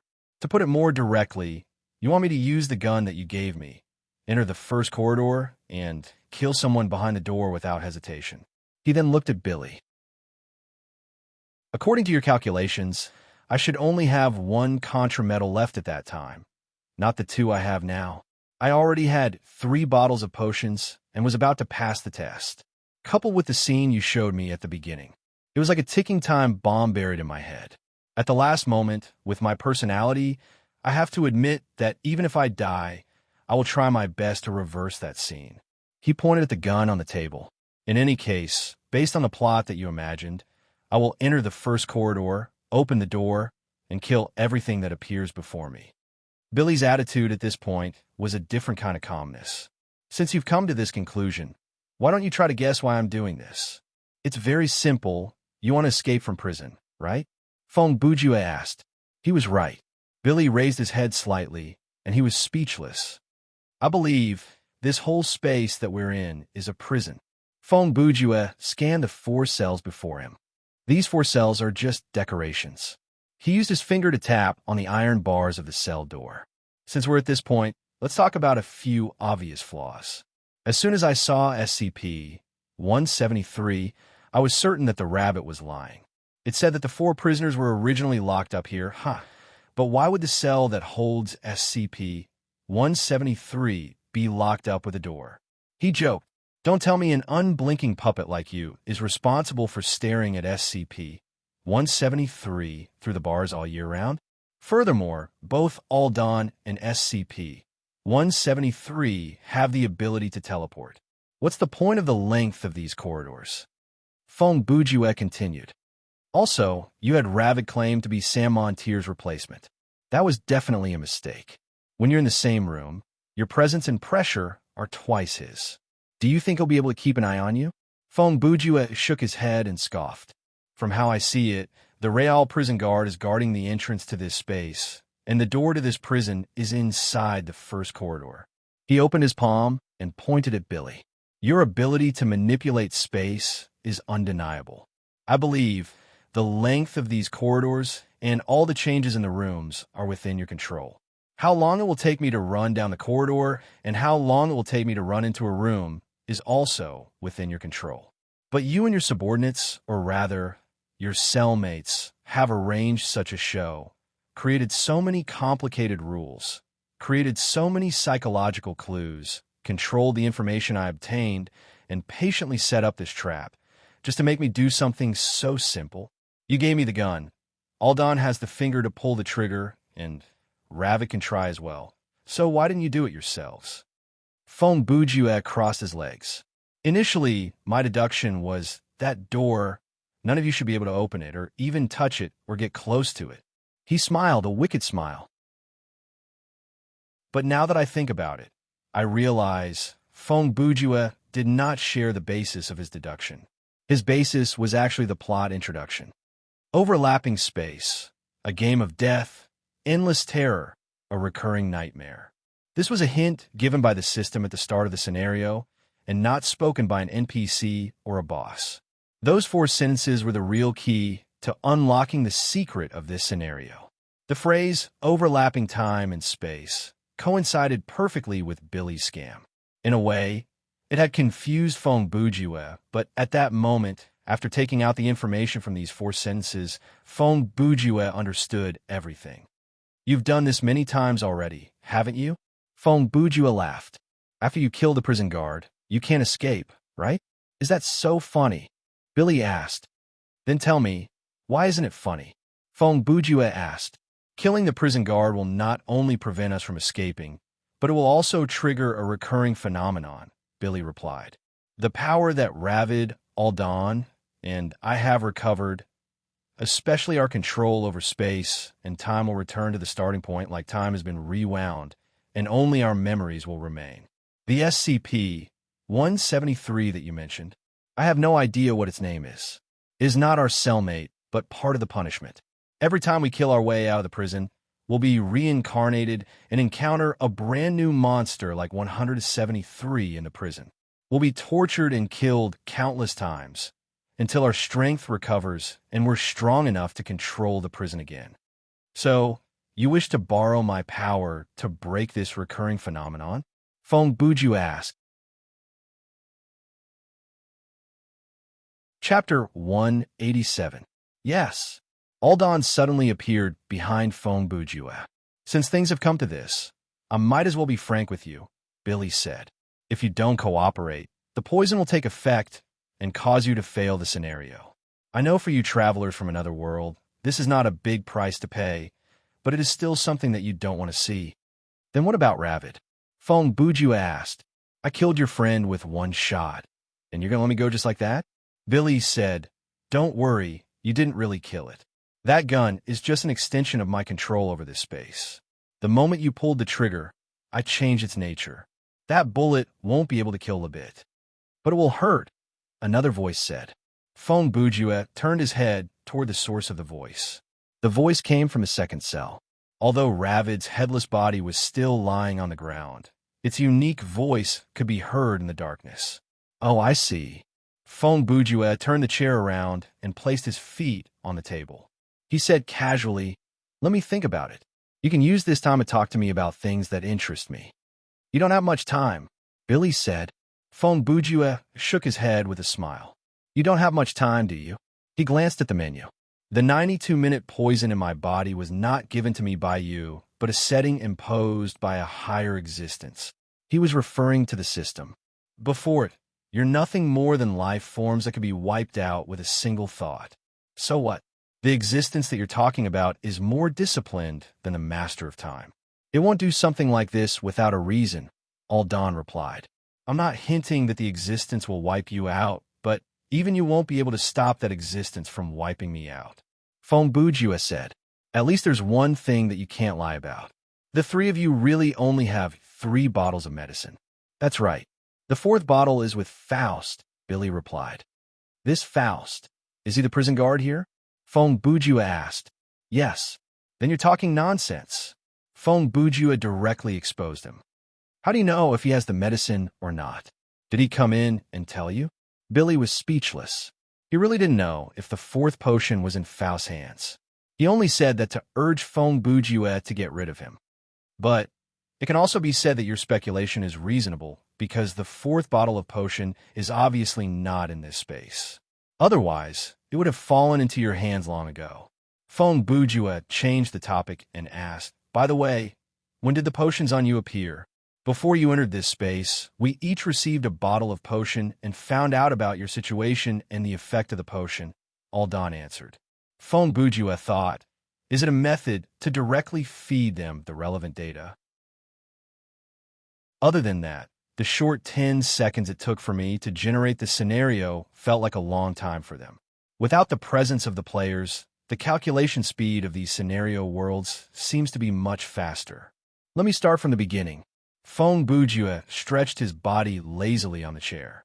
This moment of relaxation was a kind of relaxation that came when he was trying to organize his thoughts. "Before I entered this prison, you had already finished weaving the space and the layout had been planned. Everything was ready.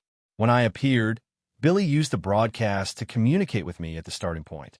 When I reached the fan-shaped room at the front, you showed me a wonderful performance. This illusion was... He paused and looked at Billy and all Dawn with a questioning gaze. I created it. It was Rabbit who answered him in the second cell. Ha! Good job. Fong Bujue praised it. Then, I entered the third corridor and met all Dawn. Then, I came to the end. I met Rabbit again and saw Billy in the cell. The three of you are deliberately mystifying me, limiting my next path, and making it seem like I came up with this choice myself. Then, I came to the second corridor and met SCP-173. The one who locked it up was me, Billy answered. After you shattered it, it was me who caused the potion to appear on the ground. Looks like you can not only adjust the space, but also control the objects here. Fong Bujue said. There's a question. Why didn't you kill SCP-173 but lock it up? Whenever we kill one of these creatures, after 24 hours, another one will be released, Billy replied. And every time, the species is different. Some of them are very scary. That face, that voice, and the fact that he had used such a hurt tone to describe them as terrifying, it was not hard to imagine. These punishment creatures that were thrown into prison were indeed very difficult to deal with. That 173 is one of the easier ones to control. It's not that difficult to imprison him. It's easier to imprison him than to kill him. Yes, there was one time when an old man who looked like a mummy came in. He could use the ability to create space to perform short-distance, interdimensional jumps. Physical damage was basically useless against him. When he hid in the dimension hole, we couldn't do anything. In the end, Billy could only create a large, complicated, and randomly arranged building to trap him while we went around him to kill Faust, Rabbit added. That sounds like SCP-106, Fong Bujue mumbled. However, he did not continue the topic. Instead, he continued his story. After I dealt with the second corridor, I was actually quite suspicious of your explanation. However, with the situation at the time, I did not want to take the risk of causing a space-time paradox. I also did not want to expose my plan because of my abnormal actions, so I followed your plan and entered the fourth corridor. Fong Bujue looked at Billy. And you moved from this cell to the fourth corridor and interacted with me as if nothing had happened. The game looked difficult, but when I actually tried it, you allowed me to obtain the potion easily. Was my action unnecessary? Billy asked. Actually, not at all. Fong Bujue said. If you know my character, you should know that your action was beneficial to all of us. He paused for a moment. By the way, can you clean the gasoline and blood off my body now? Before he finished, there was a strange glint in Billy's eyes, and the discomfort on Fong Bujue's body disappeared instantly. Even the gasoline that was stuck to his skin evaporated completely. Thank you. Fong Bujue thanked him politely and continued. Your original plan was for me to die in the pool of gasoline after discovering the potion and use up a medal. Then, you would teleport me to the end of the corridor. That way, the game's difficulty and process would be more realistic. However, what you didn't expect was that I, who didn't know how to swim at all, would come out before the floor closed. Therefore, the time I caught you was a few minutes earlier than you expected. To match your time theory, you had no choice but to extend the second half of the fourth corridor. It took me 18 minutes to reach the end.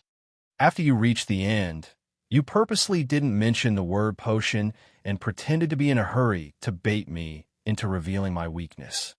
At this point, the light in the second cell came on.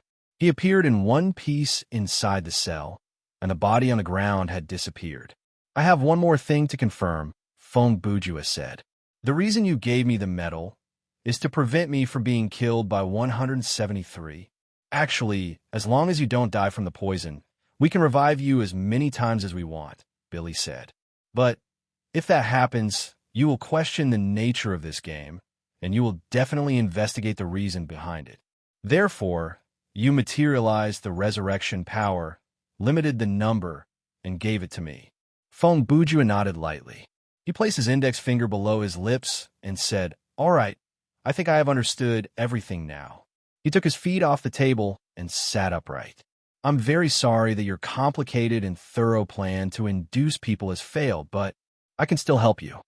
When the three prisoners heard this, their bodies froze. Their expressions were not very expressive, but if they had human faces, their eyes would be glowing. "I have two conditions if you can fulfill them." Fong Bujue raised two fingers. "You help me, and I'll help you." "Conditions?" Aldan repeated. He seemed a little surprised. "Of course. Even though I'm not a member of the Order faction, once I help you today, it means that I become the enemy of the Master of Time," Fong Bujue said seriously. "The amount of risk one takes is determined by the amount of reward one can get. If you don't wish to negotiate with me, I don't mind. But you have to consider who will be more unwilling to part ways with me. Go ahead." Billy was obviously the one in charge of this. He was not only the brains, but also the one with the strongest abilities. When it came to negotiating, he spoke with determination. "The first condition." Fong Bujue's eyes scanned their faces. "Please tell me honestly, the three of you, or rather, I don't mean to offend you, but why are you three monsters locked up here? Also, what the hell is the Master of Time? Why do you want to know about this?" Billy asked. "Our existence and past don't mean much to you travelers from another world, right? Then, all the more reason you should tell me these unimportant things," Fong Bujue replied, "and be thankful that the first condition is so simple." Billy hesitated for about 10 seconds. In this period of time, he used a method that Fong Bujue did not know about to communicate with Ravid and Aldan. Then he said, "The Master of Time is one of the 4 pillars of divinity. All the territories in time and space are under his rule." "The 4 pillar gods are?" Fong Bujue really liked to get information from NPCs. "The Master of Time controls the River of Order. The leader of demons rules the land of chaos. The king of the nether abyss rules the kingdom of the dead. The court of truth judges good and evil," Billy replied. "These words have been spread throughout the various worlds. Every ghost, monster, demon, or god who is slightly more mainstream knows about it." You can continue." At this moment, Fong Bujue was like those high-level ghosts and demons. He memorized these 4 sentences deeply in his mind. Billy continued. "For a long time, the 4 pillar gods have kept each other in check and maintain a balance. They consciously avoided conflict and conflict between each other. War is something that none of them want to see because none of them have the confidence to win against the other side. If 2 gods start a war, the 3rd and 4th sides are unknown. Even though this prison is under the rule of the Master of Time, it is the court of truth that judges us. My core power is to control space. Aldan is to control fear, and Ravid is to control illusions. Aldan and I were accused of spreading chaos and were locked up here. Ravid was imprisoned because of something else." Hearing the unnatural pause, Fong Bujue immediately asked, "What is it?" "Air." He and his cousin were originally part of the jury, but they were convicted for contempt of court, Billy replied. "Then what about your cousin? Locked in another prison?" Fong Bujue asked again. "In the court, they couldn't catch my cousin at all," Ravid said. "You mean a rabbit managed to escape from an organization called the Court of Truth?" Fong Bujue asked with a smile. Ravid shrugged. "My cousin can escape from anywhere. He only needs to draw a black hole on the wall and crawl into it." Fong Bujue's lips twitched as he laughed drily.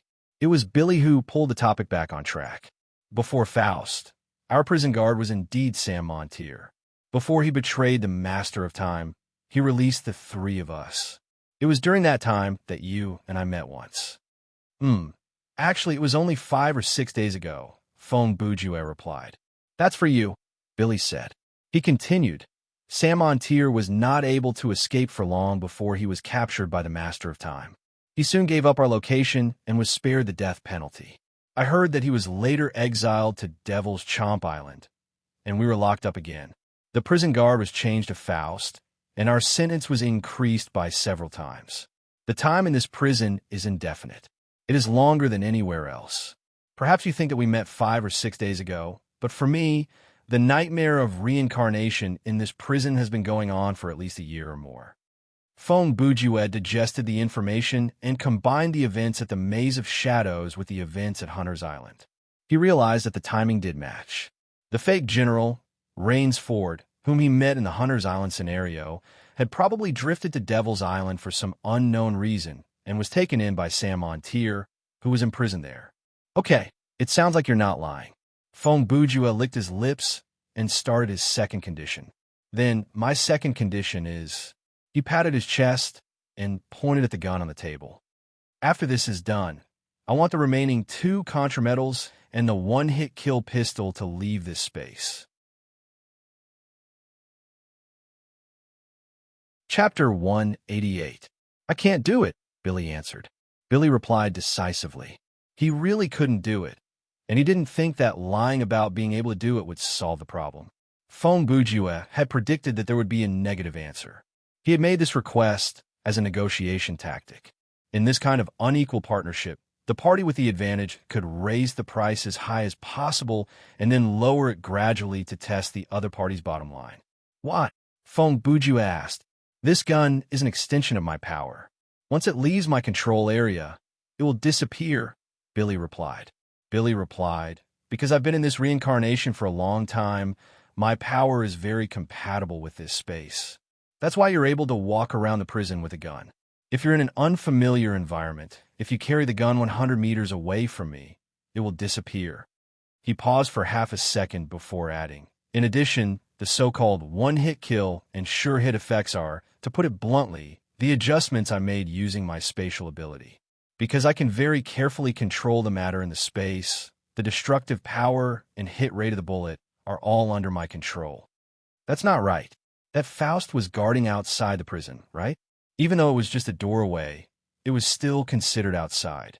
If I follow your original plan and walk into the first corridor after a series of misdirection and run into that guy, wouldn't I be holding a gun that has lost its effectiveness? Billy cut him off. Of the 3 of us, only my power is higher than Faust's. Therefore, it doesn't matter if you step out of the prison. As long as I stay close to you, I can still give the gun enough damage. Other than that, the so-called outside isn't the real outside. The area where Faust is it can be seen as a hole as the door, and the spell of the Master of Time is the most secure lock. Oh, I see. But the gun was created by your power, and I only pulled the trigger. Does that really count as me killing him? Fong Buju asked. What's important isn't the method, tool, or source of power used to kill Faust. What's important is who launched that fatal attack. Billy replied. Black magic users borrow the power of the ancient demon king when they chant. Elemental magic users borrow the power of nature. Then, should the descendants of those who were killed by these offensive spells seek revenge from the spellcasters, the demon king, or the whole world? I understand. Fong Bujue replied. In short, I will do it, right? He looked up, and if you kill Faust, you'll be reincarnated, and Faust will revive outside the door, right? Aldan continued. That's right. The spell cast by the Master of Time is extremely vicious. If the prisoner killed the warden, everything would return to its original state. Faust will appear outside the door again, and our power will drop to a very low level. It will take a long time for us to recover to our current state. Before that, this space is completely out of our control. We can't find a way out, we can't change the environment, and we can't teleport. After every reincarnation, new monsters will be thrown in to kill us. Before we grow, we'll be killed many times. The sad thing is, in prison, we can't even die. After we're killed, we'll return to our weakest state and revive. Hearing that, Fong Bujua turned to look at Ravid. Ravid knew what he wanted to ask, so he said, "There's no need to look at me. Billy already said that he adjusted the power of the bullet at the last moment, so your shot didn't really kill me. Of course, the way I escaped did look quite pathetic. So, even if I really killed you, it wouldn't have mattered?" Fong Bujua asked. How could it not have mattered? Didn't Aldan just say that after we're killed, we'll return to our weakest state, and it'll take many days for our power to recover? Ravid replied, By the way, have you tried to use monsters like SCP-173 to kill Faust? Fong Buju asked. Of course, Billy replied. Even though those monsters are hard to control and pose a threat to us even at our strongest state, we still manage to lure one or two of them close to the prison door. However, once those monsters leave the door, they'll disappear and a new one will be sent in. Oh, Feng Buju nodded and said, okay, back to my condition. I can't take the gun away, but what about the contrametal? It's the same logic. Like I said, I have absolute control over the space inside this prison. As long as you're not transported away because of the poison, I can resurrect you as many times as I want, Billy said. But if you leave this place, then what's there to talk about? Feng Buju had cut him off. If there aren't enough benefits, why would I go against the master of time for your sake? You're not even my relatives, so why should I help you break out of this prison? Don't you want to clear this? Billy's words were cut off. Feng Buju had cut him off. That's my goal from the start, but after learning about this prison, he made air quotes with his hands. I think it's not worth it to work with you.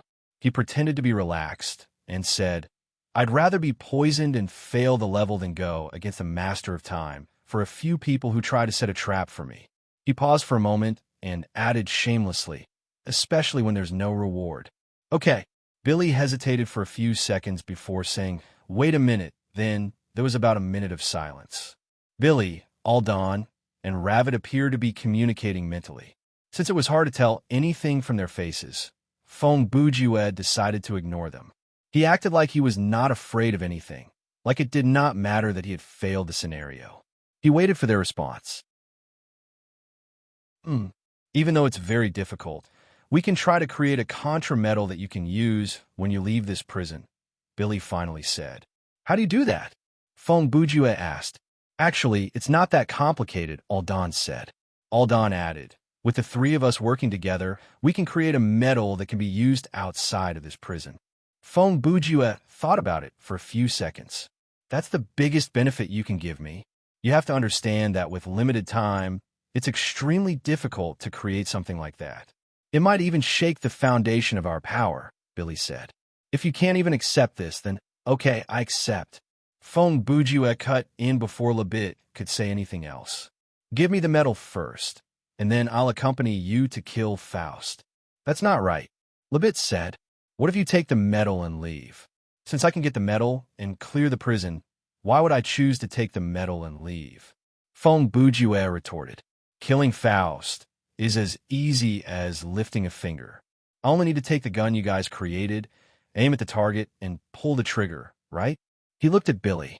In comparison, I should be wary of you guys. What if I help you get rid of Faust first, and you guys, who are free from reincarnation, destroy the potion in Faust's hands or kill me directly? Feng Buju said as he raised 3 fingers.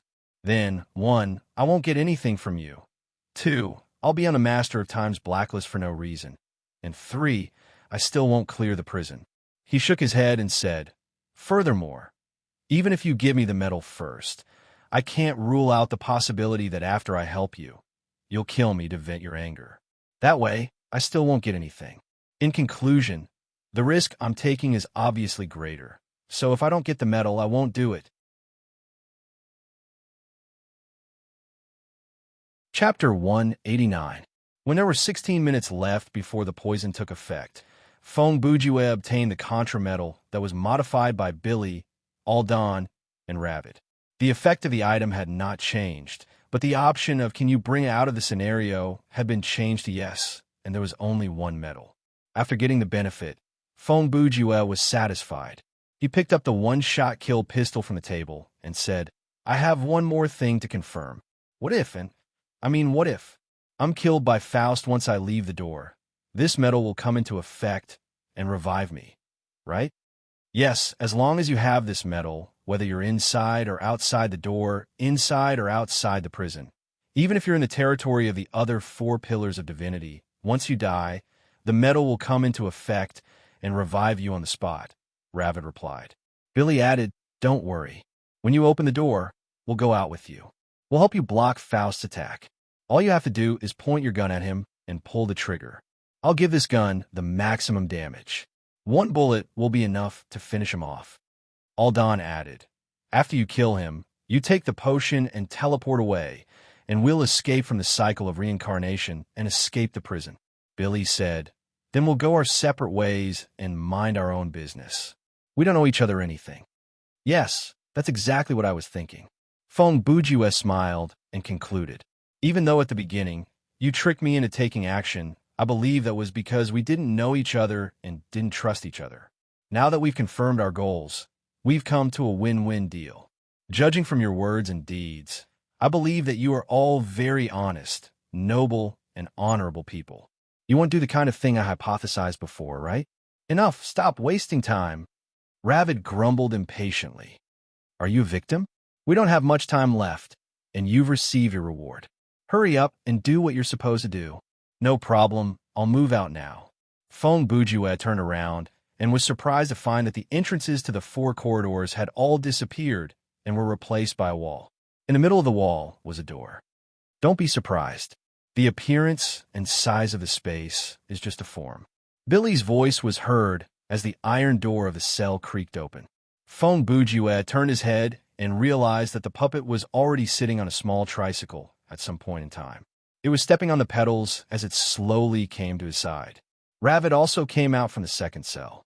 He and Aldan looked at Feng Bujue, waiting for this traveler from another world to open the door. Feng Bujue glanced at the 3 of them, shrugged, and walked forward. The door opened, and 1 man and 3 monsters entered in a single file, entering a very monotonous gray space. Faust stood about 10 meters away from the door. He looked like a man in ancient Roman armor. His armor, skin, pupils, and hair were all gray like cement. If he did not turn his neck to look at them, he would have looked no different from a statue. Just as I expected, Faust said, "Traveler from another dimension, you're siding with the prisoners, aren't you?" Oh, hearing this, Feng Bujue immediately guessed many things. So, you're like the others. Before I came to the prison, you already received the potion and knew about my condition? That's right, Faust replied. I guessed that you would side with them. With your power, it's impossible for you to snatch the potion from them and find the door. He paused. So, no matter what you went through in the prison, when you came to me, you were definitely my enemy. I'm glad you understand. Feng Bujue raised his gun. His eyes were murderous, and his grip on the gun was firm. Bang! The gunshot rang out. Lebit was shot in the head again. Other than Feng Bujue, everyone else was shocked. Even Faust asked internally, "What's going on?" After killing Ravid at such a close distance, Feng Bujue did not stop. He turned his gun back to Billy. This time, he kept firing, and he fired several bullets. Amidst his shock and anger, Billy reacted quickly.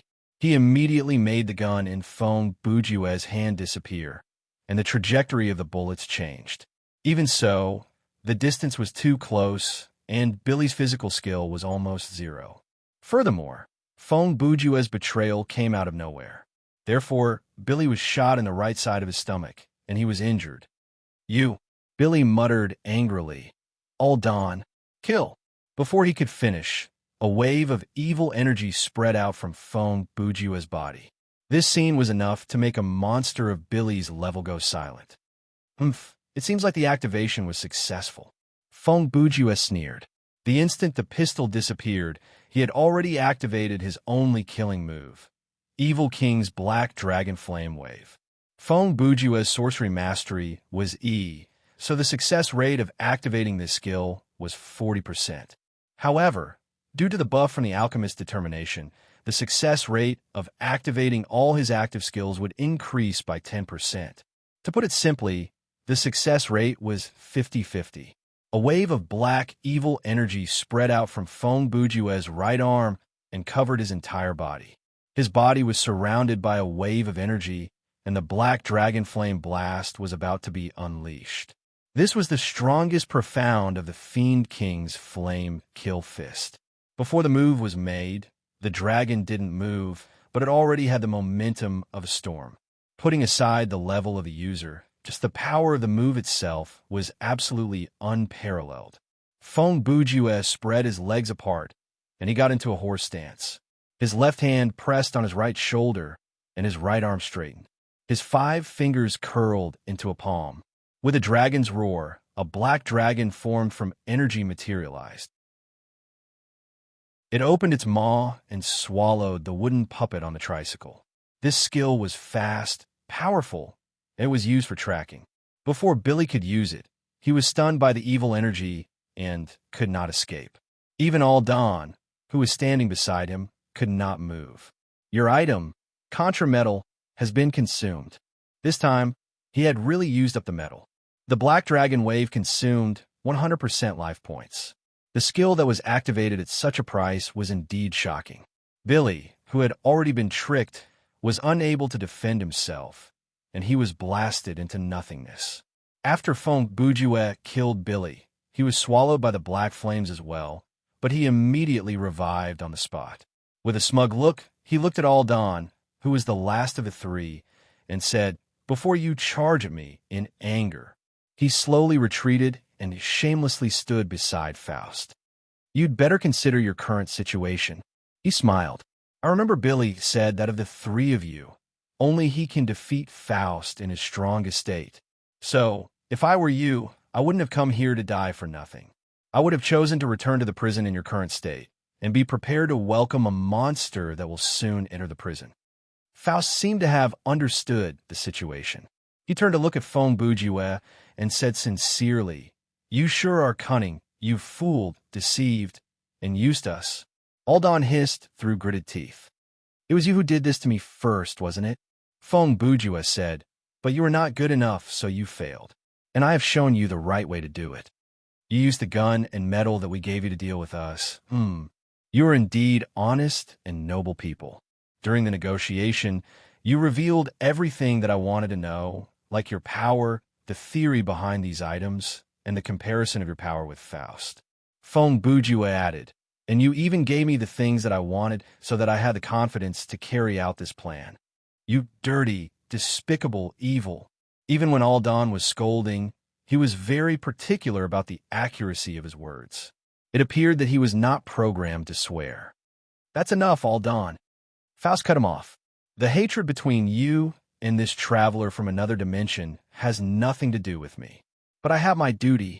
Now, I order you to return to your cell, or I'll have to send you back myself." Aldan's blue eyes dimmed. His gaze lingered on Fong Bujue for a long time, like he wanted to carve this man's image into his mind forever. About 10 seconds later, he retreated into the cell, and the door closed behind him. Phew! Seeing Aldan leave, Fong Bujue let out a long sigh of relief. As he took a second breath, he turned to Faust and said, "Excuse me, the bottle of unknown chemical potion in your hand." "Understood, understood." Faust extended his hand and handed the potion to Fong Bujue. When Fong Bujue accepted the item, he received a system notification. Main mission progress updated. Find a chemical potion, 4/4. Current mission completed. Main mission updated. The new mission in the game menu was mix the unknown chemical potions A, B, C, and D into an antidote to neutralize the toxin. The system voice paused for 2 seconds before continuing. "Do you wish to combine a specific mission item?" Fong Bujue clicked confirm on the menu that popped up before him. The other 3 potions in his inventory disappeared instantly, and the potion that he was holding dissolved into white light. After the data was reorganized, it turned into a new item, antidote. Fong Bujue did not drink the potion immediately.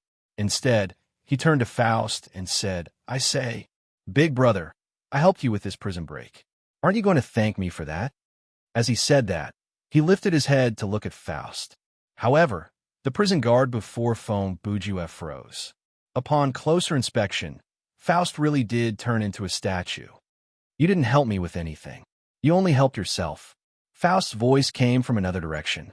Fong Bujue turned around and saw another Faust glowing in silver light walking towards him. "It doesn't matter which side you're on. They won't be able to escape," Faust said. "They'll just come here again and again to kill the clay dolls I made." "You." Fong Bujue's expression shifted slightly. "I get it now. There is no such thing as a spell from the Master of Time. From the beginning, it has been you who has been playing tricks here." "Humph. Of course." Faust laughed coldly. Why would the Master allow a prison guard who is weaker than the prisoners to guard the prison? He walked to Feng Bujue and continued.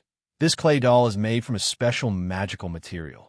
Faust patted the gray sculpture that looked exactly like him. Of course, I'm not weaker than Billy. In a one-on-one fight, they're no match for me. However, if the three of them work together, it'll be troublesome. So you set a trap? Feng Bujue took a few steps forward and tilted his head to look at the gray sculpture of Faust. Whoever kills this clay doll will have their powers taken away, right? Faust's gaze followed Feng Bujue closely. As Feng Bujue moved, Faust also turned his body slightly, so that his back was facing the prison door. Actually, it doesn't matter who kills the clay doll. As long as the clay doll is destroyed, everyone in the door space will have their powers taken away, Faust said. So, I've always been outside this space, controlling the clay doll remotely to fight with them. They naively believe that the clay doll is me. Hee. Every time they kill the clay dolls, their strength will return to a very weak state. This way, the real me can easily send them back to their prison cells from the shadows. After a few times, they will naturally be confused by this phenomenon. Feng Bujue followed the man's lead and added. That's right, Faust added, so I came up with this so-called reincarnation theory. I told them that this is the spell of the Master of Time. No matter how many times they kill me, it's useless. They'll only enter a new reincarnation. He shrugged. I used this method to solve the problem of their frequent escapes. As for the other work here, it's relatively easy. All I need to do is throw a monster in at the right time to ensure that something will accompany them. Feng Bujue licked his lips. Looks like you're quite good at being cunning. Are you mocking me? Faust snorted. I'm still lacking compared to you when it comes to deception. Hee. Ha ha. Feng Bujue threw his head back and guffawed like a madman. Suddenly, the laughter stopped and a sinister smile appeared on his face. No, it's not just lacking, it's far from it. At that moment, Faust's expression froze. He felt a bone-piercing chill coming from many parts of his body. He looked down and saw balls of black shadow had wrapped around his neck, wrists, knees, and other body parts. You better not move. Your blood is flowing in my veins. Aldan's voice rang in Faust's ears. At the same time, the creaking sound of the tricycle came from behind him. Billy rode his tricycle up to Faust. He lifted his gloomy face and calmly asked, Have you ever been kicked by a furry animal with its hind legs? Wah! When Faust heard this question, he sensed something and turned around. He saw a rabbit jump 2 meters into the air and spin in the air. It used its thick rabbit hind leg to kick Faust's face. It howled then. Chapter 190. Labit's leg landed squarely on Faust's face, and a silver liquid spurted out from Faust's mouth and nose, along with 2 of his silver teeth. Compared to the physical pain, Faust was more concerned about the question in his mind. Why? Cough. Cough. Faust spat out the blood in his mouth. His eyes widened as he looked at Feng Bujue in shock. What is going on? Just now you clearly gave them. Of course it was an act for you, Feng Bujue said. Impossible. Ravid's illusion. Faust only managed to finish half of his sentence. Ravid cut him off. That was the real body. He rubbed his feet on the ground as he said, I know you can tell the difference between an illusion and a real person, but you've never seen me use an illusion on a real body, right? Ravid said as he made a throat-slitting gesture with his rabbit claw. A gash appeared on his neck and blood gushed out like a waterfall. If you want to see, I can show you the illusion of my heart being ripped out. Before he could finish, the image he created disappeared into thin air. The wound and the blood all disappeared without a trace. What you saw just now was just a harmless bullet flying toward my face, and I immediately created the illusion of my head being blown up. Billy's wound is the same. One of your mistakes was your overconfidence in the mud puppet's trick. Every time, you easily let them kill the mud puppet. That's why you only have a rough understanding of their abilities. Feng Bujue continued. If you had been more careful in the past when you controlled the mud puppet from afar, you would have known more about the 3 prisoners, especially the details and changes of their abilities during battle. You brought this upon yourself, Billy said. Billy said. After we were deceived by your tricks several times, you said the so-called Time Master's incantation. From then on, you became even more careless in our attempts to escape. Often, you would only put up a token resistance before you were easily killed. He paused for a moment. I did wonder why a new warden like you would be so much weaker than Sam Montier. Unfortunately, I was fooled by your spell, Faust said. Did you plan this carefully before you came in? It can't be considered thorough, Feng Bujue said in a relaxed tone. This is not a particularly complicated performance. I was just giving it a try, and that's why I came up with this suggestion. As it turned out, I was right. Of course, even if I wasn't right, we wouldn't lose anything. We would just be putting on an act for nothing. If everything is as you say, they'll come in later, give me the gun, and then I'll shoot you. 10 minutes ago, Feng Bujue glanced at the three people beside him, shrugged, and walked forward.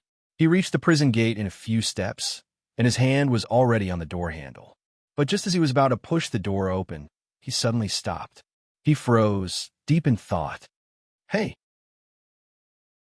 What's wrong now? Are you done? Ravid yelled. No. Feng Bujue's eyes flashed with something. You've been tricked. What? Do you want to take the reward in? Ravid's voice rose. Shut up. Billy stopped him and said in a probing tone. He's referring to something else. Feng Bujue let go of the door handle and turned back to the big table. The reincarnation that you mentioned is indeed possible, but it's triggered by killing Faust every time. That's not right. It's normal to have the ability to revive infinitely in a specific space. Even you can, Aldan said. I'm not saying that there's a problem with him being able to revive. Feng Bujue denied and interrupted. If it's the Master of Time's spell, why didn't he set the effect to trigger the reincarnation when any of you walk out of the door? He glanced at the three. That might cause internal strife. He pointed at the door. Why did he set it so that the reincarnation will only be triggered after Faust is killed? When the warden is alive, the warden is relied on to guard the prisoners. When the warden dies, the reincarnation will be triggered. Isn't that logical? Aldan asked. Huh. Feng Bujue laughed. If the warden is stronger than you, then of course it's logical. He turned to look at Billy. But the reality is that Billy alone has the ability to kill Faust. If the two of you work together, I'm sure you'll be able to kill him. Billy said, You're saying it was Faust himself who told you about the reincarnation theory, right? Feng Bujue asked. Yes, it was him, Billy replied. Before Faust became your warden, did you know his power? Feng Bujue asked. How does he compare to Sam Montier? Even though we haven't fought before, everyone knows that Faust is second only to the 12-hour men. Billy thought about it and said, Sam Montier used to be the 10th of the 12-hour men. When he was in charge of the prison, there were no monsters and there was no reincarnation. The three of us stayed in the small cells. It was impossible to fight back. Even if we worked together and ambushed him, we wouldn't be able to defeat Sam Montier. Feng Bujue crossed his arms before his chest and nodded. Then that settles it. If the person sent by the Master of Time to take over the job of the warden is not up to the task, why would he send him here? Wouldn't it be easier to just cast a spell? He raised his head. Since Faust is here, it means that the Master of Time has acknowledged his ability to keep an eye on you. But Faust's method of keeping an eye on you doesn't rely on pure power. He has his own way. Feng Bujue pursed his lips. Plus, is there really such a spell? From my perspective as a visitor from another dimension, if there really is such a spell, the Master of Time would just put an aggressive pig at the door. Why would he put a guard there? Therefore, Feng Bujue raised one finger. I believe that Faust is the one who made up the spell. Then why? Ravid wanted to ask. To save time, Feng Bujue said, I have a plan. Listen to it. It was less than 10 minutes since Feng Bujue's poison took effect. Of course, I have my own selfish motives. Feng Bujue continued to speak to Faust. Although I believe that the remaining potion should be with you, I am not sure if I will get the item after killing you. So, I have to think of a way to trick you into getting the potion. The possibility of negotiating with you is very low. You said it yourself. According to your deduction, when I opened the prison door and came here, I would definitely be your enemy. Your deduction is correct, but if I knew it beforehand, I could use it to my advantage. I already got a lot of information from Billy and the others. I know that when you got the potion, you already had information about me and used it to make guesses about my abilities and actions. Since you already believe that I will cooperate with the three of them, I will put on a show of betrayal in front of you and subvert your point of view. Seeing it with your own eyes is more convincing than any words. That's why I even used a skill like Evil King's Black Dragon Flame Wave after the ambush. At that time, Billy's gunshot wound was just an act. He was actually in perfect condition. Plus, we had discussed beforehand that if I successfully used the skill, he would take it head-on and use the black flames and illusions to escape.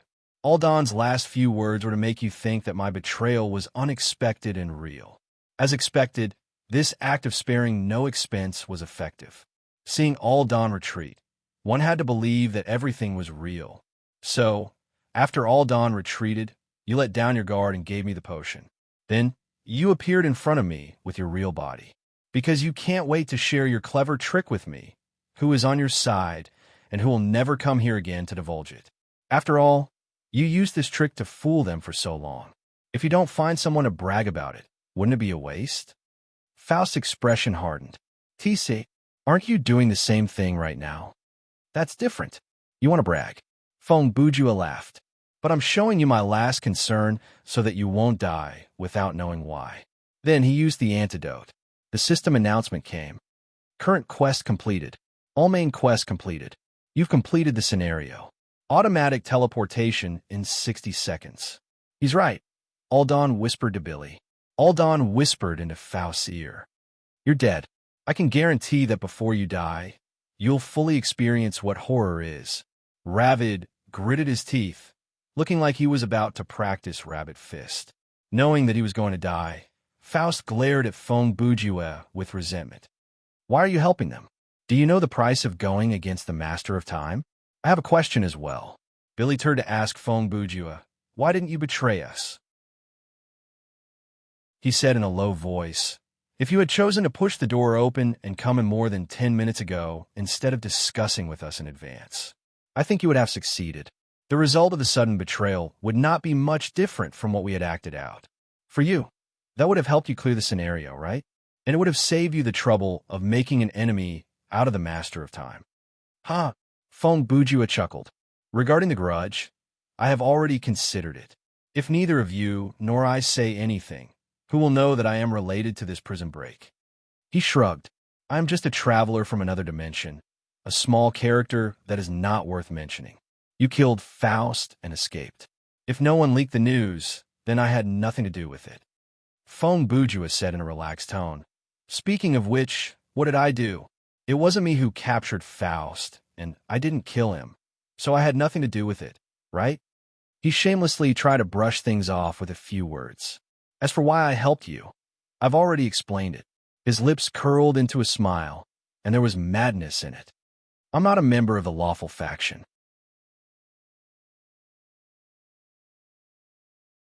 Chapter 191. Time of terror points increase. 0. Highest terror points, 0%. Average terror points, 0%. Your terror rating is Embodiment of Valor. Extra reward obtained. Please choose later. Obtain skill points, 630. Additional bonus from skill points. EXP, 6,300. Game coins, 63,000. Reward for clearing the scenario. Randomly draw a usable excellent equipment. Calculation complete. Please continue. After looking through the data on the screen, another announcement rang in Feng Bujua's ears. Your title has been updated to Unpredictable Fanatic. You have reached level 19. Maximum stamina points has increased. Current 19001900. How come this title doesn't sound like a good person? Feng Bujua grumbled as he opened the menu. His eyes moved to the title. The original strategic victory had been replaced by a new skill. This time, it was an active skill, but the effect, name, take this. Special skill type, active consumption. Effect, Player can choose any mastery that has been activated and randomly activate an active skill of that mastery. Cooldown time is 10 minutes, and the cost of the skill depends on the effect of the skill. The effect of the skill will not exceed the limit of the player's level and ability. Remark: madness is the shortcut for humans to uncover their own potential. Castration is the shortcut to mastering the ultimate skill. Fong Bujue roared as he looked at the remark. Isn't this Pope Bai's Wagglefinger skill? Perhaps I'll be able to summon Ray of Destruction. That will not exceed my level and ability. But honestly, it was better than nothing. Ever since he obtained strategic victory, Fong Bujue had not encountered many normal bosses. They were either blind or had encountered something like Mr. Yu. It was rare for him to encounter 2 normal bosses, but he had not encountered any of them. At least this skill could be used as an active battle skill. As long as he chose fighting and Kaya, it should be useful. It was around 11:20 p.m. Fong Bujue looked at the social tab and realized that Passing Rain and Laughing Soul had gone offline, and his friend list was grayed out. At this time, the players who were not in sleeping mode all chose to complete the scenario and go offline, preparing to switch to the sleeping mode channel. Fong Bujue was also ready to go down after receiving his reward. He pressed the elevator button. After the door opened, he entered the storage room. Speaking of which, we've lost a lot of equipment in the 2 scenarios recently. As he inspected the game menu, he walked to the glass pillar. Looks like I've gained quite a bit from my mastery. In the scenario where I ran into the anomaly, my sorcery increased to level E, and in the scenario just now, my medic mastery also increased by 1 level. Please select your additional reward. 1. Randomly draw a piece of equipment corresponding to your level. 2. 50,000 game coins. 3. 7,600 experience points. Even if I get the experience points, I won't level up. Give me another piece of equipment. Fong Bujue once again chose to draw the equipment. After the white light gathered, it formed the shape of a gun. This gave Brother Ju quite a shock. Name: Miss Moxie's bad temper item type. Weapon quality: excellent. Offense points: medium element. Fire special effect: especially suitable for destroying physical bodies. Equip requirement: marksmanship D, workmanship E. Remark: the temperature of the gun is not due to overheating, and the continuous vibration is not due to malfunction. In any case, please use it without worry. Fong Bujue removed the equipment, and with a nonchalant expression, he ignored the sharp remark. Fine. Now that I have a 9mm SMG submachine gun, what more can I ask for? He walked to the second glass pillar to claim the reward for clearing the scenario. Name: Goblin Gas Mask item type. Weapon quality: excellent. Offense points: weak element. Poison special effect: when exhaling or speaking at close range, it can poison the target. This effect is active and can be used without the facial equipment being displayed. Equip requirement: workmanship D, level 17 and above. Remark: everyone will die, and medical insurance can guarantee that you will die in bed. Ha ha ha. Fong Bujue received 2 pieces of excellent equipment, but he did not feel happy. He carried the gun and put on the mask as he returned to the elevator. Facing the mirror, he looked at himself in a purple suit. His appearance, basically, was somewhere between a crazed sociopath and a crazed murderer. Unpredictable fanatic. That's quite apt. Even he himself felt that this title was quite reliable, at least in terms of appearance. After completing another single-player survival mode, Fong Bujue's data was as follows. Title: Unpredictable Fanatic, EXP, 6736190000, SP, 3,300, Game Coins, 422000. Mastery: General Ability D, Workmanship D, Sleuthing E, Fighting D, Marksmanship D, Medic E, Sorcery E, Summoning in A, Inventory 610, Mario's Wrench, Flashlight, Folding Stool, SCP, 500, 1920, Anti-Gravity Gun, Miss Moxie's Bad Temper Equipment, Jazz Shoes, Death Poker, Sorcery Weapon, Echo Armor, Goblin Gas Mass Space 310, Puzzle Card, Monkey, Puzzle Card, Sunglasses, Persephone's Vacuum Skills, Hasty Repair, body enhancement technique. Ice Alchemist persistence. Watch out. Honestly, his data was very good. Compared to other players below level 20 in the game, his mastery and equipment were quite impressive. His skill level was slightly weaker, but it was not bad. Of course, that was only his ability on the surface. It did not represent his actual ability. If there was a 1v1 killing mode and Fong Bujue had to fight another level 19 player, then it would be a different story. Perhaps a random blue-collar player from a gaming studio, as long as they specialized in marksmanship or fighting, would be able to defeat Fong Bujue. That was what a battle was all about. It was not the strong who would win, but the winner would be the stronger one. After receiving the reward, Fong Bujue chose to log off. He still needed to prepare, like buying new ammo, going to the mall, and go to the thriller box to see if the one-hit kill pistol had spawned. However, he planned to do all that in sleeping mode to save time.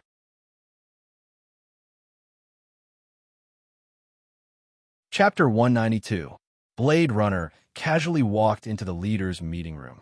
By then, there were already 4 people seated around the table.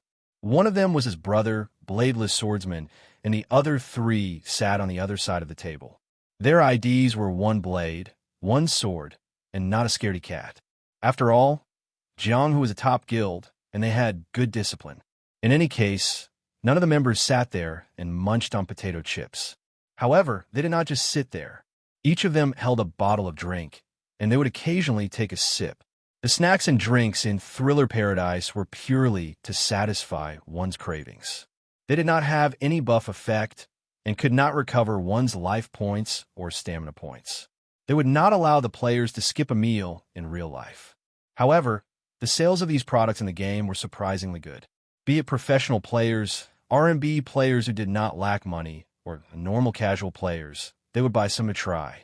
Were the virtual snacks sold by Dream Company really that attractive? The answer was yes. The products they launched were mainly divided into 3 types.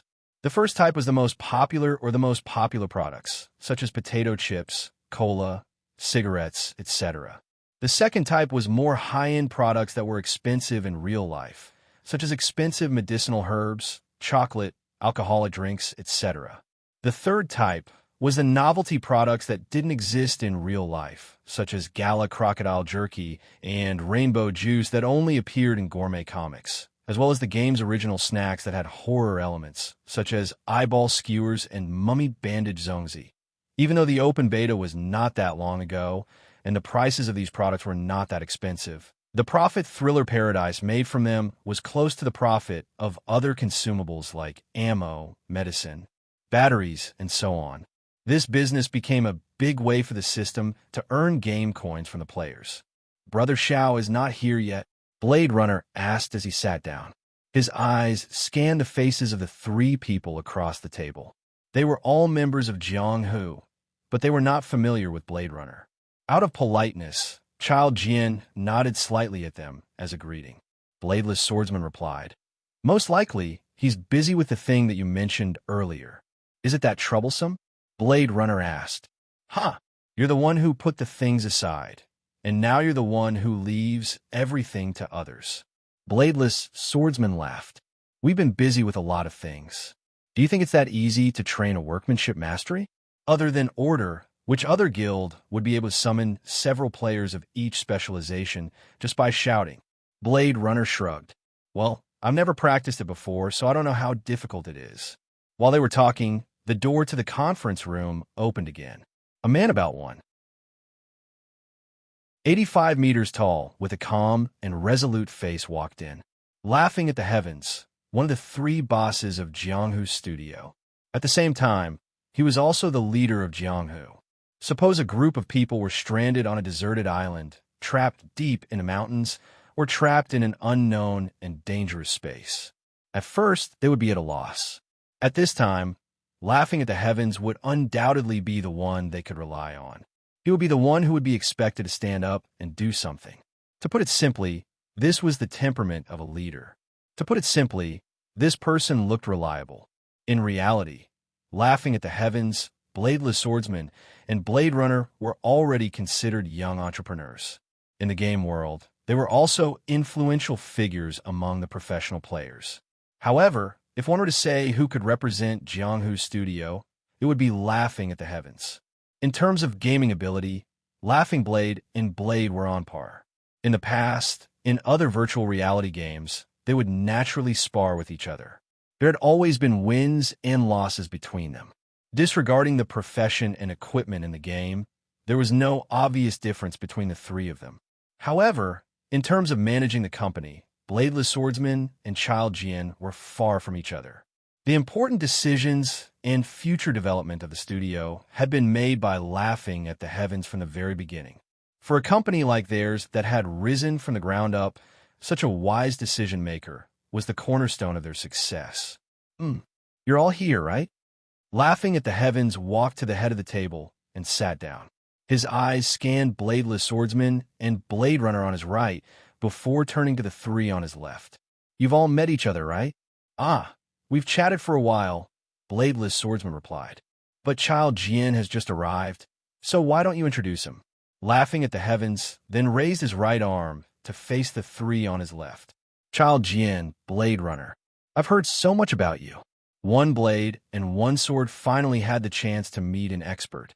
While they were excited, they were still rather reserved. Scaredy Cat, who was standing beside them, pouted and did not say anything. Hee.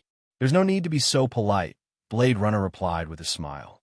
Laughing at the Heavens then turned to Blade Runner and said, even though one blade and one sword are not professional players, their online time is quite consistent. I think they have quite the potential. He paused. Haven't you been complaining about not being able to find suitable teammates in Killing Game? How about they follow you in the future? Sure. Flashes of Sword agreed easily. He was a man who knew how to conduct himself. At a moment like this, he could either reject or agree to it. If he acted like he was a prostitute and gave his answer after much deliberation, it would have put one blade and one sword in a difficult position. We're all in the same guild, and there's even EXP bonus. I couldn't ask for more, Blade Runner said. Haha, then we'll be in your care in the future, Child Jian. One blade and one sword were also overjoyed. To them, it was already good enough that they were able to mingle in a famous and reputable guild like World of Martial Arts. When their guild leader said that they had potential, it was enough for them to gloat for quite some time. Now that they were assigned to team up with Blade Runner, it was practically a godsend. They were both players who used melee weapons, and to be able to observe the battle of a top player like Blade Runner, it would be hard for their skills not to improve. Other than that, this is not a scaredy cat. Laughing at the Heavens continued the introduction. She is an expert recommended by one blade and one sword. She just joined the guild today, and I wish for you to meet her. When Bladeless and Child Jian heard that, their expressions shifted slightly. They were both wondering what the meaning of meet her was. Is she your girlfriend or relative? So you brought her here for us to meet? Based on the way you're introducing her, that doesn't seem to be the case. In other words, even though this beauty is not an employee of our studio, she is a very capable casual player that we must meet. Hello. Not a scaredy cat said casually. When she met a stranger in the script, she would act cute, but at that moment it was gone. In its place, she was a tough woman. Since Bladeless had joined earlier, he had already greeted her. This was the first time that Child Jian had spoken to Not a Scaredy Cat, so he replied, hello. He thought to himself, I've never seen her before, and I've never heard of a professional player who uses the nickname Not a Scaredy Cat, but Brother Laughing seems to value her a lot. Interesting. Not a Scaredy Cat. You can queue up with Bladeless in the future. Try to stay online at a steady pace and level up faster. After you reach level 30, I wish to assign you to a specialized team to tackle the team survival mode on Nightmare difficulty, Laughing at the Heavens said. Other than that, from level 30 to level 39, there are 3 sentry battles before the ranking match. I hope you can join your teammates in that. I'll make the necessary arrangements. At the same time, in Underworld Frontline's meeting room, Feng Bujua walked into the meeting room and saw passing Rain holding her cheeks with her hands. She looked listless as she observed the boring scene around her. Laughing Soul was tossing popcorn at Xiao Tan from across the table. She was trying to get more popcorn on Xiao Tan's hair. "You been waiting for me?" Feng Bujue asked. They were already in the game in sleeping mode. "Actually, we've only been waiting for 10 minutes, Passing Rain said. Feng Bujue turned to look at the number of popcorn on Xiao Tan's head. "I'm curious. If I came any later, what would have happened to this trick of using popcorn to pass the time?" "Perhaps she would have asked me to open my mouth to receive it," Xiao Tan replied. "I'm happy that you've finally found a friend whose mental age is close to yours." Feng Bujue smiled. "Nonsense. I'm much more mature than him." Laughing Soul grumbled. "Of course, anyone who went to primary school knows that girls mature early," Feng Bujue said as he sat down at the table. Laughing Soul glanced at this sharp-tongued guild leader and stuck out her tongue to make a face. "I hear you're going to be on TV?" Passing Rain asked. So, you've already done the promotion." Feng Bujue admitted it. He turned to Xiao Tan. By the way, how's your left hand? Did the effect of breaking the bottle of slowing sand show up?" "I'm fine," Xiao Tan replied. He raised his hand. "There's nothing wrong. I even finished 2 scenarios after work, and I didn't feel any effect. Perhaps after I finished the death quiz scenario, the effect disappeared. The negative effect in the scenario won't be carried back to the login lobby," Laughing Soul said. "Guild leader, aren't you familiar with the game's manual? Why are you so conflicted about this?" "Because I think there's something wrong with the scenario," Feng Bujue said, but he did not say it out loud. "As long as there's nothing wrong." Every time, it was Passing Rain who brought the topic back on track. If she was not there, who knew how long this group of people would continue to talk nonsense? "We've been through a few more scenarios. Let's discuss our levels and status again before we depart."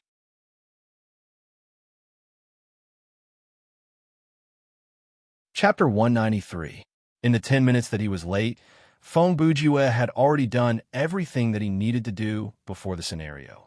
He went to the market to buy 5 life points recovery potions, medium, and 6 bullets for the submachine gun, spending a total of 40,000 game coins. Then, he went to the thriller box to search for the one-shot pistol and contra medal that he had seen in the previous nightmare scenario, and he did find them. The contra medal in the thriller box had the same stats as the one that Feng Bujue had used when he used the Black Dragon Wave, and it cost 20,000 skill points. At the current stage, probably only the top few players on the level ranking had the possibility of purchasing it, and most players could only look at the price and sigh. As for the attributes of the one-hit kill pistol, it had been greatly modified by the system. Even though the gun special effect was still a one-shot, it had lost its sure-hit effect. The user needed to aim, and it was ineffective against the scenario's final boss and players. The ammo was still unlimited, but the number of shots was limited. Only 5 shots could be fired within an hour. Even so, the price of the weapon was still set at 50,000 skill points. Even though both of them were legendary items, compared to the other legendary weapon, Iron Suya, that Feng Bujue had found before, they were still quite a distance away. In terms of price, both of them added together were not as expensive as that one, so the price given by the thriller box was quite reasonable. Feng Bujue did not want his teammates to wait for too long, so he quickly finished his shopping. After satisfying his curiosity, he hurried to the meeting room. The meeting room that they were in was opened by Passing Rain, and so was the team leader. However, after Feng Bujue joined the group, she had transferred her authority to the team leader. Other than Feng Bujue, the other 4's stats and equipment did not change much. Xiao Tan, Passing Rain, and Laughing Soul were now level 17. Their titles were the same as before, and their weapons were the same. In terms of mastery, the 3 of them had improved slightly. Xiao Tan had already met the requirements to learn Shadow of the Devil Bat, so Feng Bujue directly took out the skill from the guild's public storage for him to learn. While they were exchanging information, Feng Bujue told them about Long Aoming joining other guilds. Other than that, he also mentioned Hard Drive 2455, A1, and his agreement with Blade Runner. The players from Underworld Frontline quickly understood. Blade Runner had been tricked by Feng Bujue. Brother Ju was the real boss who didn't need to do anything. He just needed to wait for the other party to finish creating the equipment and send it over. Although it was a pity that Brother Dragon couldn't join, it wasn't a big deal. After all, Underworld Frontline was a small guild for leisure. Feng Bujue didn't plan to create a powerful six-man team. In the future, if he met like-minded players, he would just add them. In terms of a number of people in the guild, he did not deliberately force it. After the four gave each other their information, they prepared to depart. They returned to their login lobby. After Feng Bujue connected to the team communicator and confirmed it, they entered the queue system. Feng Bujue, level 19. Wang Tanji, level 17. Rain Like Rain, level 17. Laughing Soul, level 17. Please select the game mode that your team wishes to join. You have selected Team Survival Mode, Normal. Please confirm. Confirmed. The number of team members has been randomized. 5. Your team has joined the queue. Currently searching for other players or teams that are ready. Matching complete. Coordinating nerve connection. Generating scenario. Downloading. Please wait a moment. Welcome to Thriller Paradise. This time, the voice sounded like that of an old witch. It was eerie, similar to the voice Feng Bujue heard when he played the newbie training. Download complete. You are currently in Team Survival Mode, Normal. This mode provides a scenario introduction, and there is a chance to trigger hidden side quests and special world building. Reward for clearing the scenario, 100,000 game coins. Playing the scenario introduction soon. After that, the game will start. The introductory cinematics start to play. The moon hung high in the sky. On a small road, the sound of horse hooves approached. Soon, a horse galloped down the road. The horse was white, and the person on the horse was also dressed in white. The man in white was dressed like a knight from ancient times, but he was not carrying any weapon. It was unclear why he was traveling in the middle of the night. 10 years ago, there was a shocking battle at Purple Cloud Ruins. The Nameless Sword, Xie San, and the God of Swords, Yi Cheng fought for 2 days and 2 nights. There was no clear victor. The subtitles and the system audio appeared at the bottom of the screen. What the hell is going on? Once Feng Bujue heard the opening that sounded like a wuxia novel, he had a feeling that the plot was about to unfold again. 10 years later, the two had no rivals in the martial world, so a battle was inevitable. This battle was to fight for the best in the world and prove their swordsmanship. The location of the battle was set at an abandoned village in a deserted area to the southwest. At this point, the man in white suddenly pulled on the reins of his horse and focused on the small road before him. His eyes scanned the shadowy forest on both sides. "I'm the Jade-Faced Tanhua, Bai Dian. I wonder where you are from. Do you mind coming out to meet me?" His voice was not loud, but in the night, it could be heard very far away. "Go back," an old man replied. An old man's voice replied. Although these words were transmitted into Bai Dian's ears, Bai Dian was completely unable to grasp the position of the person who had spoken. The voice seemed to be coming from all directions. "I presume you've come to watch the matchless battle 3 days from now as well, right?" Bai Dian grunted coldly. "You want me to? He hadn't finished speaking when he fell off his horse, and not long after he fell to the ground, he became a corpse. The camera moved to give Bai Dian a close-up. His eyes that were open in death were filled with shock. Before he died, he only had time to grab his unique weapon, a strangely shaped dart, in his hand. Unfortunately, it didn't come in handy at all. The camera moved again to the left side of Bai Dian's neck. Then, the player saw clearly that there was a bamboo skewer stuck there. Chonglin Town is surrounded by mountains on 3 sides. Rumor has it that there is an old temple in the forest to the north of the village. It is occupied by evil spirits, so evil spirits come down from the mountain to wreak havoc. There are villagers who die mysteriously in the town, and the government is helpless. Many years have passed, and the local residents have all moved away, and this town has become a ghost town. This year, on the 15th day of the 8th month, the 2 great swordsmen agreed to fight here. The news was leaked, and the martial world was shaken. Experts from all over the world flocked to this place. The inn in this abandoned town mysteriously reopened in just a few days, and more than 100 famous people from the martial world stayed there. What is the result of this battle? What is the truth behind this ghost town? Is there a hidden conspiracy behind all of this? That was the end of the storyline. The 4 players from Underworld Frontline and another player appeared on the path whereby Jian had died.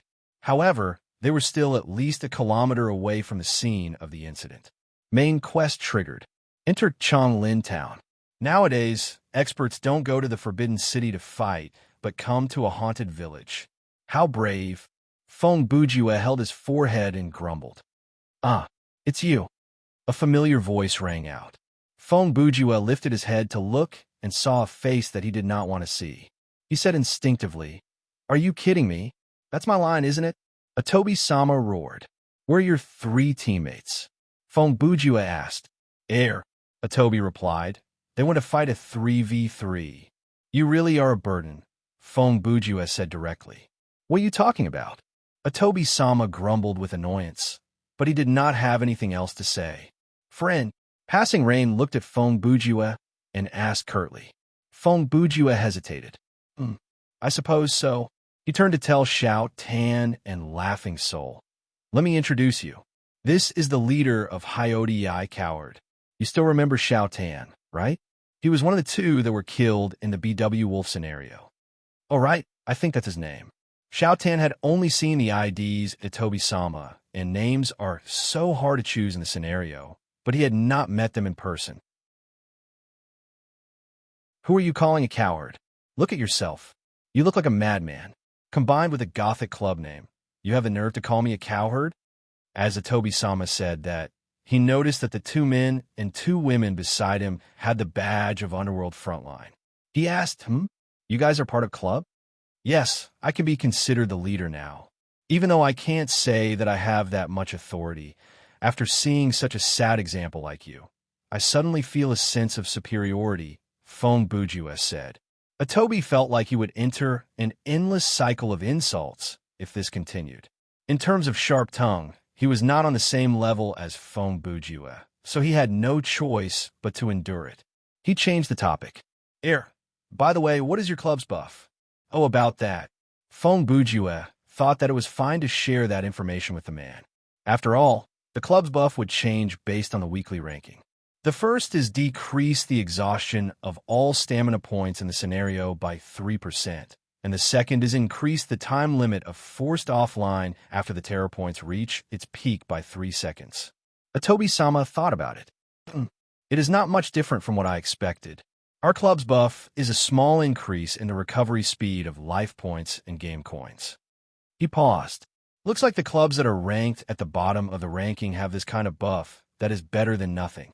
You'll know that when you take a look at the forum, Feng Bujue said. Is that so? Atobi-sama was startled. "I say, how long has it been since you last logged off?" Feng Bujue asked. Looking at the team tab, he noticed that Atobi-sama was now level 20, and his title was High-Profile Ambusher. "Don't tell me that you've been playing for a limited time other than sleeping and eating." "But I'm a professional player," Atobi-sama said seriously. "Fine." Feng Bujue shrugged. Since Atobi-sama was the only outsider, the 5 did not need to spend too much time introducing each other. They chatted for a while before Feng Bujue cleared his throat and started to sell his first strategy.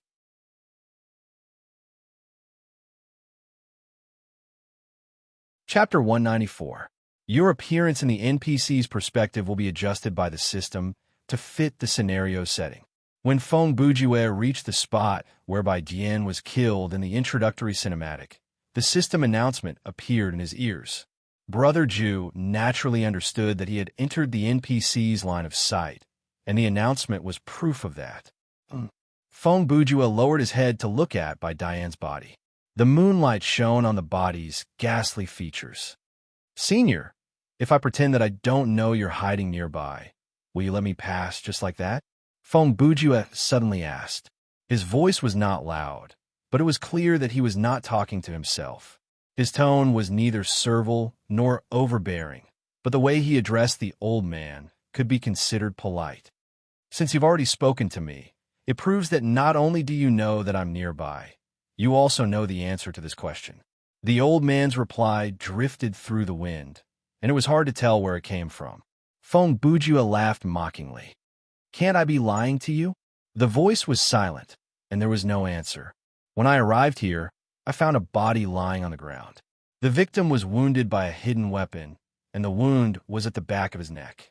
With a cursory glance, this wound alone was fatal, so it was most likely caused by a sneak attack. The killer used only a bamboo stick, which goes to show how powerful his internal energy is. Feng Bujue continued. Therefore, I open my mouth to test whether the killer is still nearby. Is that reasonable? The old man replied through voice transmission. Then how do you know I'm your senior? It's very simple. I'm still young, and most of the people in Jiang are my seniors. Feng Bujue smiled. Furthermore, senior, the way you killed someone with a bamboo stick doesn't look like something a young man would use. Without powerful internal energy, one wouldn't be able to pull off something like that. Actually, Feng Bujue had been talking nonsense so far. He was merely using the information he got from the introductory cinematic to deal with this NPC. It doesn't matter if you're lying to me or not. It doesn't change anything. The old man replied. Go back. He still gave this sentence, the same sentence that Tanhua heard before he died. Can I ask what kind of person is qualified to pass? Feng Bujue asked. The other party's answer was only one word. Expert. Could it be that this dead man beside my feet isn't an expert? Yes, but he is a member of the imperial court. The old man paused. So not only can he not pass, he must die. I'm not from the imperial court, and I'm considered an expert, Feng Bujue said. In that case, I should be able to pass, right? Ha! Ha! Ha ha ha! The old man laughed out loud, his laughter echoing all around. Suddenly, a shadow flashed out from the forest. An old man in a blue robe appeared several meters before Feng Bujue. The old man looked to be in his 70s. His hair and beard were all white, but his back was straight. He did not look kind, but he did not look like an evil person either. Little brother, why don't you tell your friends to come out as well? Feng Bujue played dumb. What friends? I'm not as clever as you, and I'm not interested in tricking you, the old man said. The old man continued. I know that you have 4 accomplices who are searching for my whereabouts in the dark, and you are here to attract my attention. Fine, fine. Seeing that he had been exposed, Feng Bujue turned around and shouted, Come out, we've been discovered. Xiao Tan's group of 4 walked out from the forest. Laughing Soul was still holding the MP5, and the barrel was pointed at the old man. She looked like she was ready to fire at any moment. Since he had no idea what that was, the old man did not pay it much attention. By the way, they're all experts as well. Feng Bujue's tone did not sound like he was lying. Ha! Even though I'm old, my eyesight is not that bad. Look at your steps, movement, presence, and so on. The old man shook his head with a smile. You kids don't know any kung fu, do you? He had confidence in that observation, and that was why he dared to show himself. Go back. Chonglin Town is not a place for you to visit. Even the veterans who have been in the martial world for decades might not be able to survive until the night of the duel. Senior, we're going there to watch the duel, not to participate in it. It's their business that the veterans like to have friendly matches in town. They can even have cage fights. We just need to stay out of it, Feng Bujue said. The other party did not understand most of what he said. The old man was stunned for a few seconds before replying, You guys really don't know anything. The matters of the martial arts world are not as simple and naive as you think. He took several steps forward to stand before Feng Bujue. He looked at the thin brother Bujue. Furthermore, with your body, I'm afraid you won't even be able to defeat a street performer. Even if you've seen the Duel of the Blade God, what can you tell? I told you I'm an expert. Senior, why don't you believe me? Feng Bujue replied. The old man's expression seemed to say, You're being unreasonable. He shook his head. Then why don't you tell me your name? He pointed at the body on the ground. If you're not as famous as this jade-faced Tanhua, you'd better go back now. Don't stay here and embarrass yourself. Feng Bujue's lips curled into a smile, and he scoffed. Humph! This was his forte. I am the man who punched Guang Liang, kicked Su Heng, swung his sword through the 3 Qins, dominated the northern frontier, washed Dongying with blood, and was undefeatable in China. People call me the unpredictable madman, the leader of broken sword Chihitsu, Feng Bujue. After saying all that shamelessly, he still had not had enough, so he gave the old man the title of the poem. Thank you for the love of my friends in the martial world. Here's a poem for you. I laugh at the sea, watching thousands of soldiers break through. I plan the universe and calculate karma. Without feeling or fear, I'm not a ghost, not a god, but a demon. The old man was shocked. 1. He had not heard of an organization called Broken Sword Chihitsu, and 2. He had not heard of a person called Fong Bujue.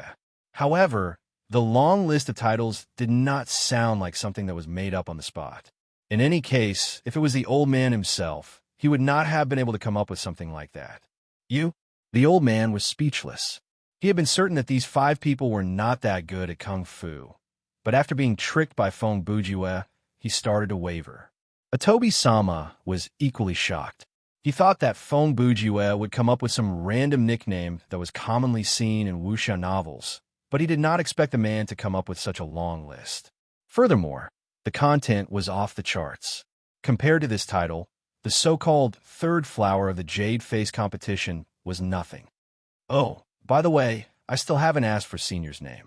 Fong Bujue clasped his fist. I'm just a servant. My name is not worth mentioning, the old man replied.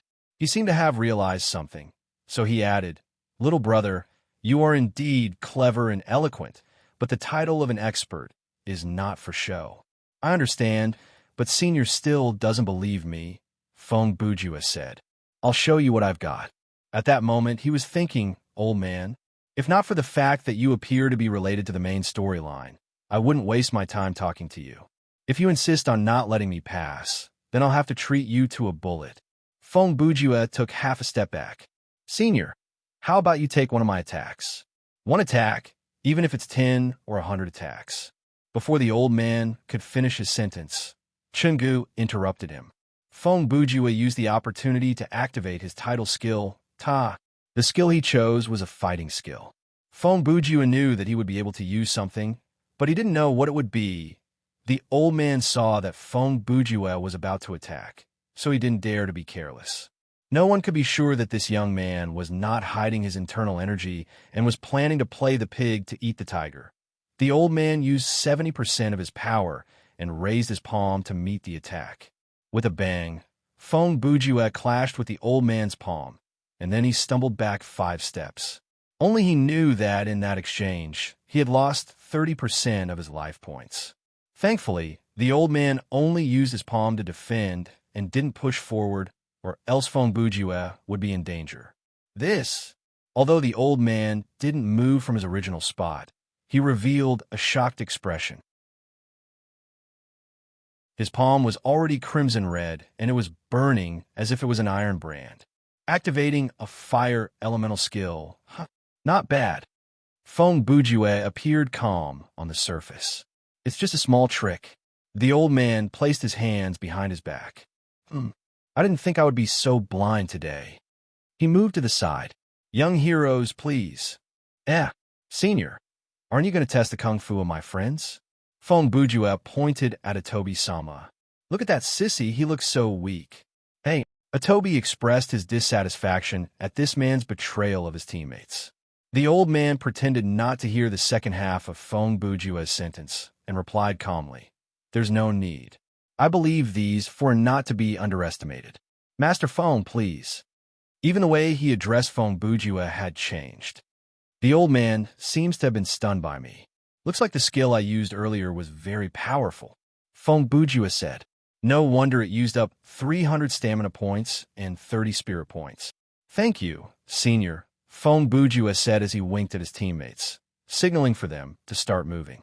After the 5 walked down the path, the old man raised his palm to his eyes and said darkly, Broken Sword Chihitsu's master, Humph. This kid is full of nonsense, but his attacks are indeed powerful. He adjusted his breathing, as if trying to suppress the pain in his hand. If he was a man in his 40s, that palm strike just now wouldn't have been much.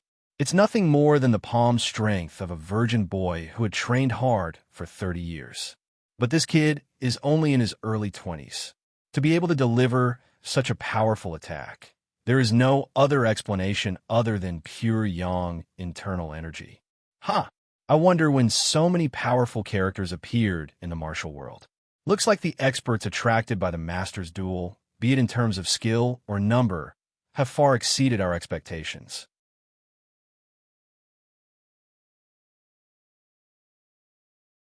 Chapter 195. Even though Changlin Town was surrounded by mountains on three sides, there were two roads leading into the town. A main road extended from the nearest county town, Copper Hill.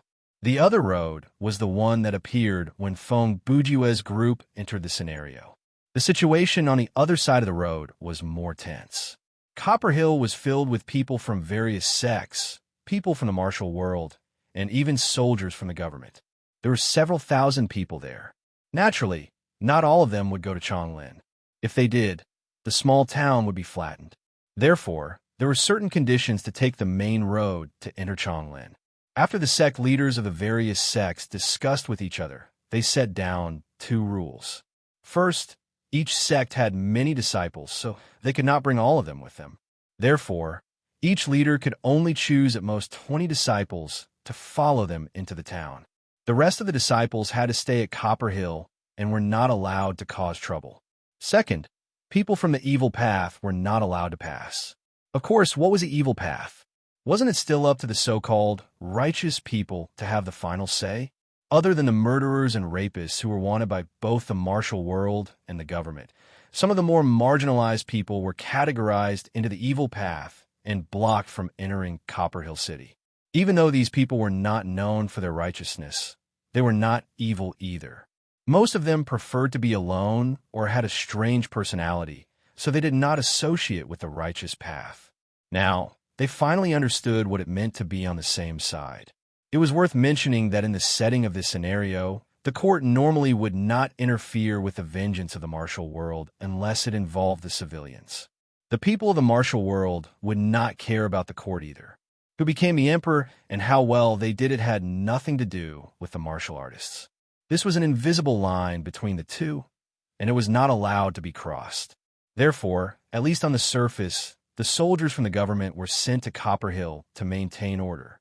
If there were martial artists who disturbed the civilians, they would be captured and dealt with. They would not care about anything else. Now for the small road, those who took this road were naturally those who were stopped at the main road or those who were not allowed to show themselves at Copper Hill. The disciples of the major sects were guarding the Copper Hill day and night. Anyone who tried to sneak out or barge in through the main road was courting death. Those with weaker martial arts would be shot into a beehive by the arrows, while those with higher martial arts would be besieged by hundreds of people dauntlessly. Sooner or later, they would run out of internal energy. Therefore, if this group of people wanted to enter Changlin Town, they would have to take the shortcut. As long as the number of people was small and their whereabouts were well hidden, they would be able to reach this small path after making a detour for a day. However, there was also a malefic star guarding this place. The blue-robed elder's identity was Yi Hai, the housekeeper of the sword god, Yi Cheng's residence. There are no stories about him in Jianghu, and not many people had heard of his name because he had never ventured into Jianghu. Yi Hai had been a servant in the Yi residence since he was 12 years old. It had been more than 60 years since then. Since he became the housekeeper of the Yi residence at the age of 32, the Yi residence had already changed 3 masters. Only he, the housekeeper, had remained unmoved. Yi Hai's martial arts were taught to him by Yi Cheng's grandfather. Yi Hai's talent was not that high, and he knew that very well. Furthermore, as a servant, even if he was talented, he did not have the right to join the Yi family. However, at the time, old Master Yi had been secretly teaching this young man. When the young master was practicing, he had Yi Hai sweep the floor and purposely read out some of the mantras. When Yi Hai secretly practiced at night, the whole Yi residence pretended not to see it. The Yi family's martial arts were all top-notch, and hard work made up for it. Even though Yi Hai's talent was average, by the time he was 30, he had made some progress and could be considered one of the top masters in the Jianghu. 2 years later, he became the Yi family's housekeeper, got married, and had a son. For Yi Hai, that was the happiest period of his life. Several years later, old Master Yi passed away, and Yi Cheng's father inherited the family business. He allowed Yi Hai's son to join the Yi family as an official disciple. Unfortunately, the boy was too competitive. When he was 16, before he could finish his martial arts, he got into a fight outside and died. Yi Hai's wife died not long after that. After losing his family, the sense of duty to serve the Yi family became Yi Hai's spiritual sustenance and life's goal. In other words, Yi Hai had been grateful and loyal to the Yi family for the rest of his life. The current Yi Hai, in terms of martial arts mastery, even if the leaders of the big sects came, they would not be his match. There were only two kinds of people who could beat Yi Hai. One was a 1 in a million master like Xie San and Yi Cheng. The other was a Khanate master who had trained for many years, and this kind of person had to be more talented than Yi Hai, on par with him in terms of skill, and at least 60% of his internal energy. Only with these three conditions could one beat him. With such a person guarding the path, the result was predictable. In this half a month, many villains who were famous and not famous in the Jianghu were taken down by Yi Hai. In a way, he was helping the people. Of the Jianghu, those who were not good at kung fu were invited back. Only the real masters, those who were worthy enough to watch the duel, entered Changlin town through the path. As for people like Bai Dian, who appeared to be part of the Jianghu, but actually had connections with the court, many of them died. After all, the court was the court. Since the beginning of time, the government had always said one thing and done another. On the surface, they did not interfere with the affairs of the Jianghu, but in reality, they did interfere in many places behind the scenes, but they would never admit it. Therefore, in similar situations, the Jianghu people would not hesitate to kill the people from the court. After all, the court would not admit that they were the ones who sent the assassin, so they could only suffer in silence. On the same night, in the forest to the north of Changlin town, not far away from the rumored haunted temple, the vines and grass were knee-high, and there was no sound. Looking into the forest, it was dark and eerie. The branches above their heads intertwined, and the ground was covered in thorns. A shadow flew over, stepping on the grass without making a sound. The person who came was a woman. She wore a green robe, and her figure was slender and fit. Her appearance could be considered to be elegant and refined.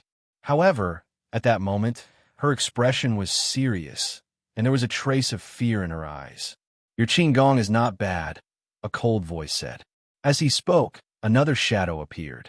Based on his posture, not only was he not holding a weapon, his hands were behind his back. He looked like he could win without even using his hands. The woman did not say anything.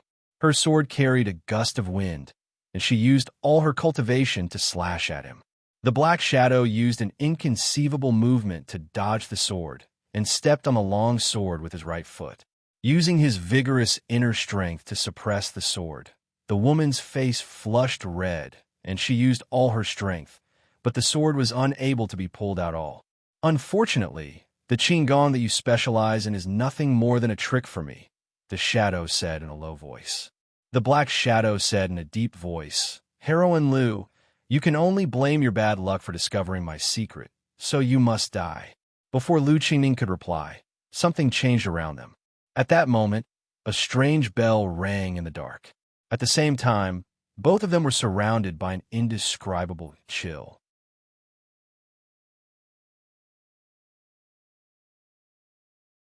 Chapter 196.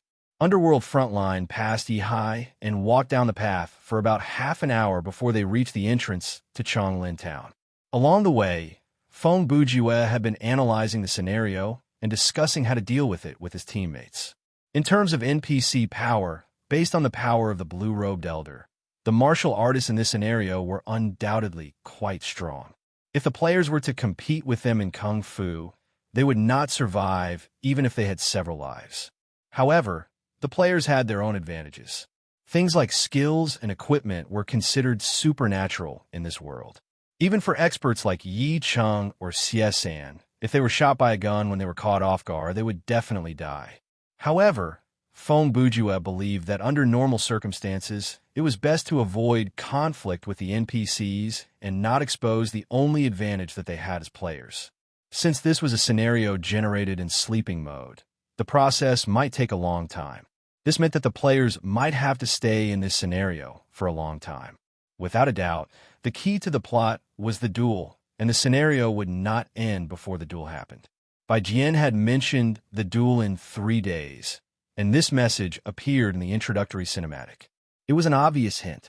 The players who took note of this sentence would naturally have their own thoughts. In another 2 to 3 hours, the sun would rise, and the first day would officially begin. The day of the duel would be the 3rd day. Assuming Yi Cheng and Xie San planned to find a place to enjoy the moon at 7 p.m. on the 3rd day, then there would be 65 hours until the duel. At night, Feng Bujue exited from the non-sleeping mode and went to sleep inside the gaming hub. The login time was set at 12:10 a.m. The preparation time before entering the scenario was negligible. In real life, it would only take about 2 minutes. Based on the situation of the scenario, if they wanted to clear the scenario, it would end at around 7 a.m. If there were no accidents, they would only be able to play this one scenario for the rest of the night. So it is decided. I am the owner of Broken Sword Chahitsu, and you're all my guests. Feng Bujue walked to the entrance of the village and confirmed with the rest. Try not to get into conflict with others. Even if you do not take out your gun unless it is absolutely necessary. Modern weapons are our trump card. As long as we use it once and it is seen by others, the next time we use it, it will be hard for the other party to rush at us. When he said that, a dilapidated wall made of bricks and wooden stacks appeared before the 5. The entrance to the village looked simple. It was built against a mountain, and there were 3 words carved on it, Chong Lin Town. The 3 words were written Lin, Feng Bujue editor, Lucas Bujue's book Cha. Of the characters were Bujue's book. As long as one was a martial artist, they would be able to tell at a glance that these characters were not chiseled on with a chisel, nor were they engraved with a weapon. Instead, these characters were written in one go by using one's finger as a brush and releasing one's true energy. These 3 words were tall and strong in shape, and they carried a majestic, simple, and forceful meaning. The martial arts of the senior who wrote these words were unimaginably high. Even the 2 peerless swordsmen who were going to duel this time were far from being a match for this person. Of course, these words had been written when Changlin Town was first built. The elder was no longer with this world, but his magnificent feat was left behind for future generations to admire. Oh, we're here, right? With the help of the moonlight, Xiao Tan looked at the name of the town carved into the wall. This is so strange. Didn't the introduction say that this is just a small village? But the name of the town is carved so conspicuously. Do you think only illegal armed groups like Huagua Mountain and Curtain Cave can carve the name of a place on a mountain? Feng Bujue joked. Atobi-sama then chimed in. Even though I don't know much about these things, these words don't look like they were carved, right? Could have been carved by an expert sword? That's possible. Xiao Tan immediately said. Perhaps someone who came to watch the duel purposely showed this at the entrance to intimidate every martial artist who entered the village. That can't be right, Passing Rain denied calmly. She was still a woman of few words. Xiao Tan and Atobi both turned to look at her, but she had no intention of explaining. She turned around and used the back of her hand to touch Feng Bujue's shoulder. What's wrong? Do you have a social disorder? Feng Bujue looked at Passing Rain. Passing Rain used her cold gaze to stare at Feng Bujue. There was no emotion on her face, but this gave off an invisible pressure.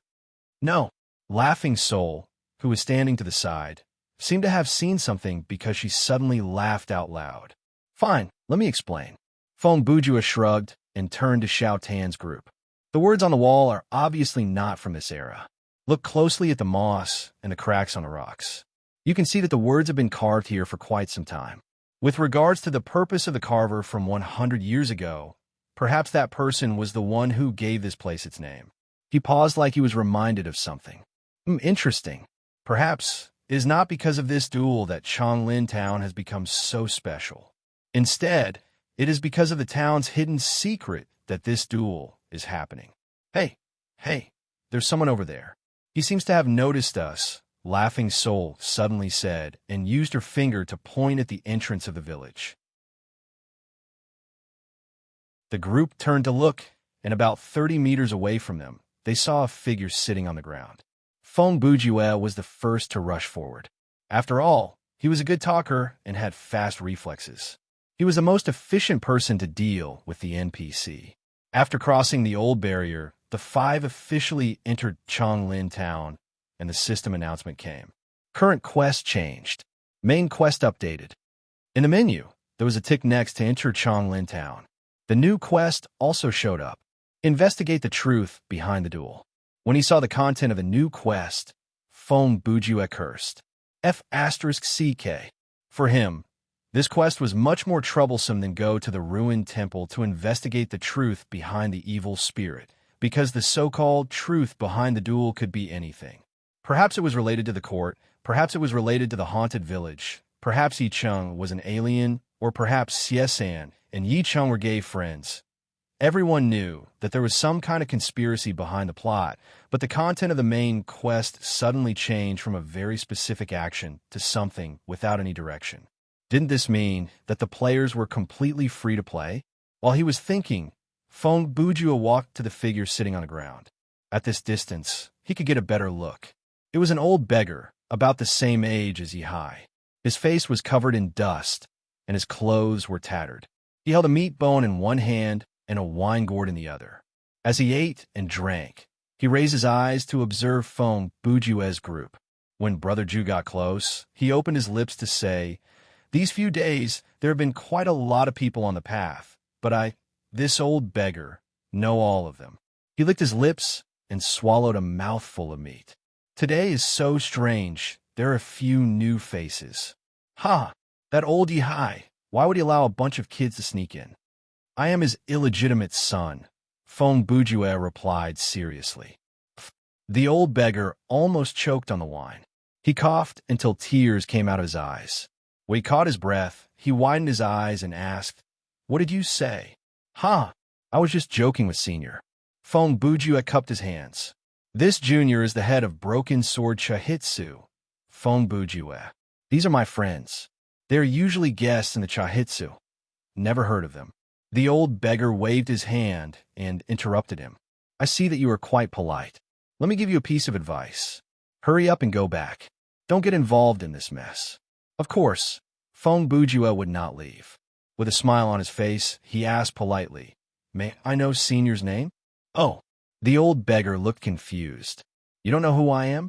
As he spoke, he waved a hand holding the gourd in front of Feng Bujue.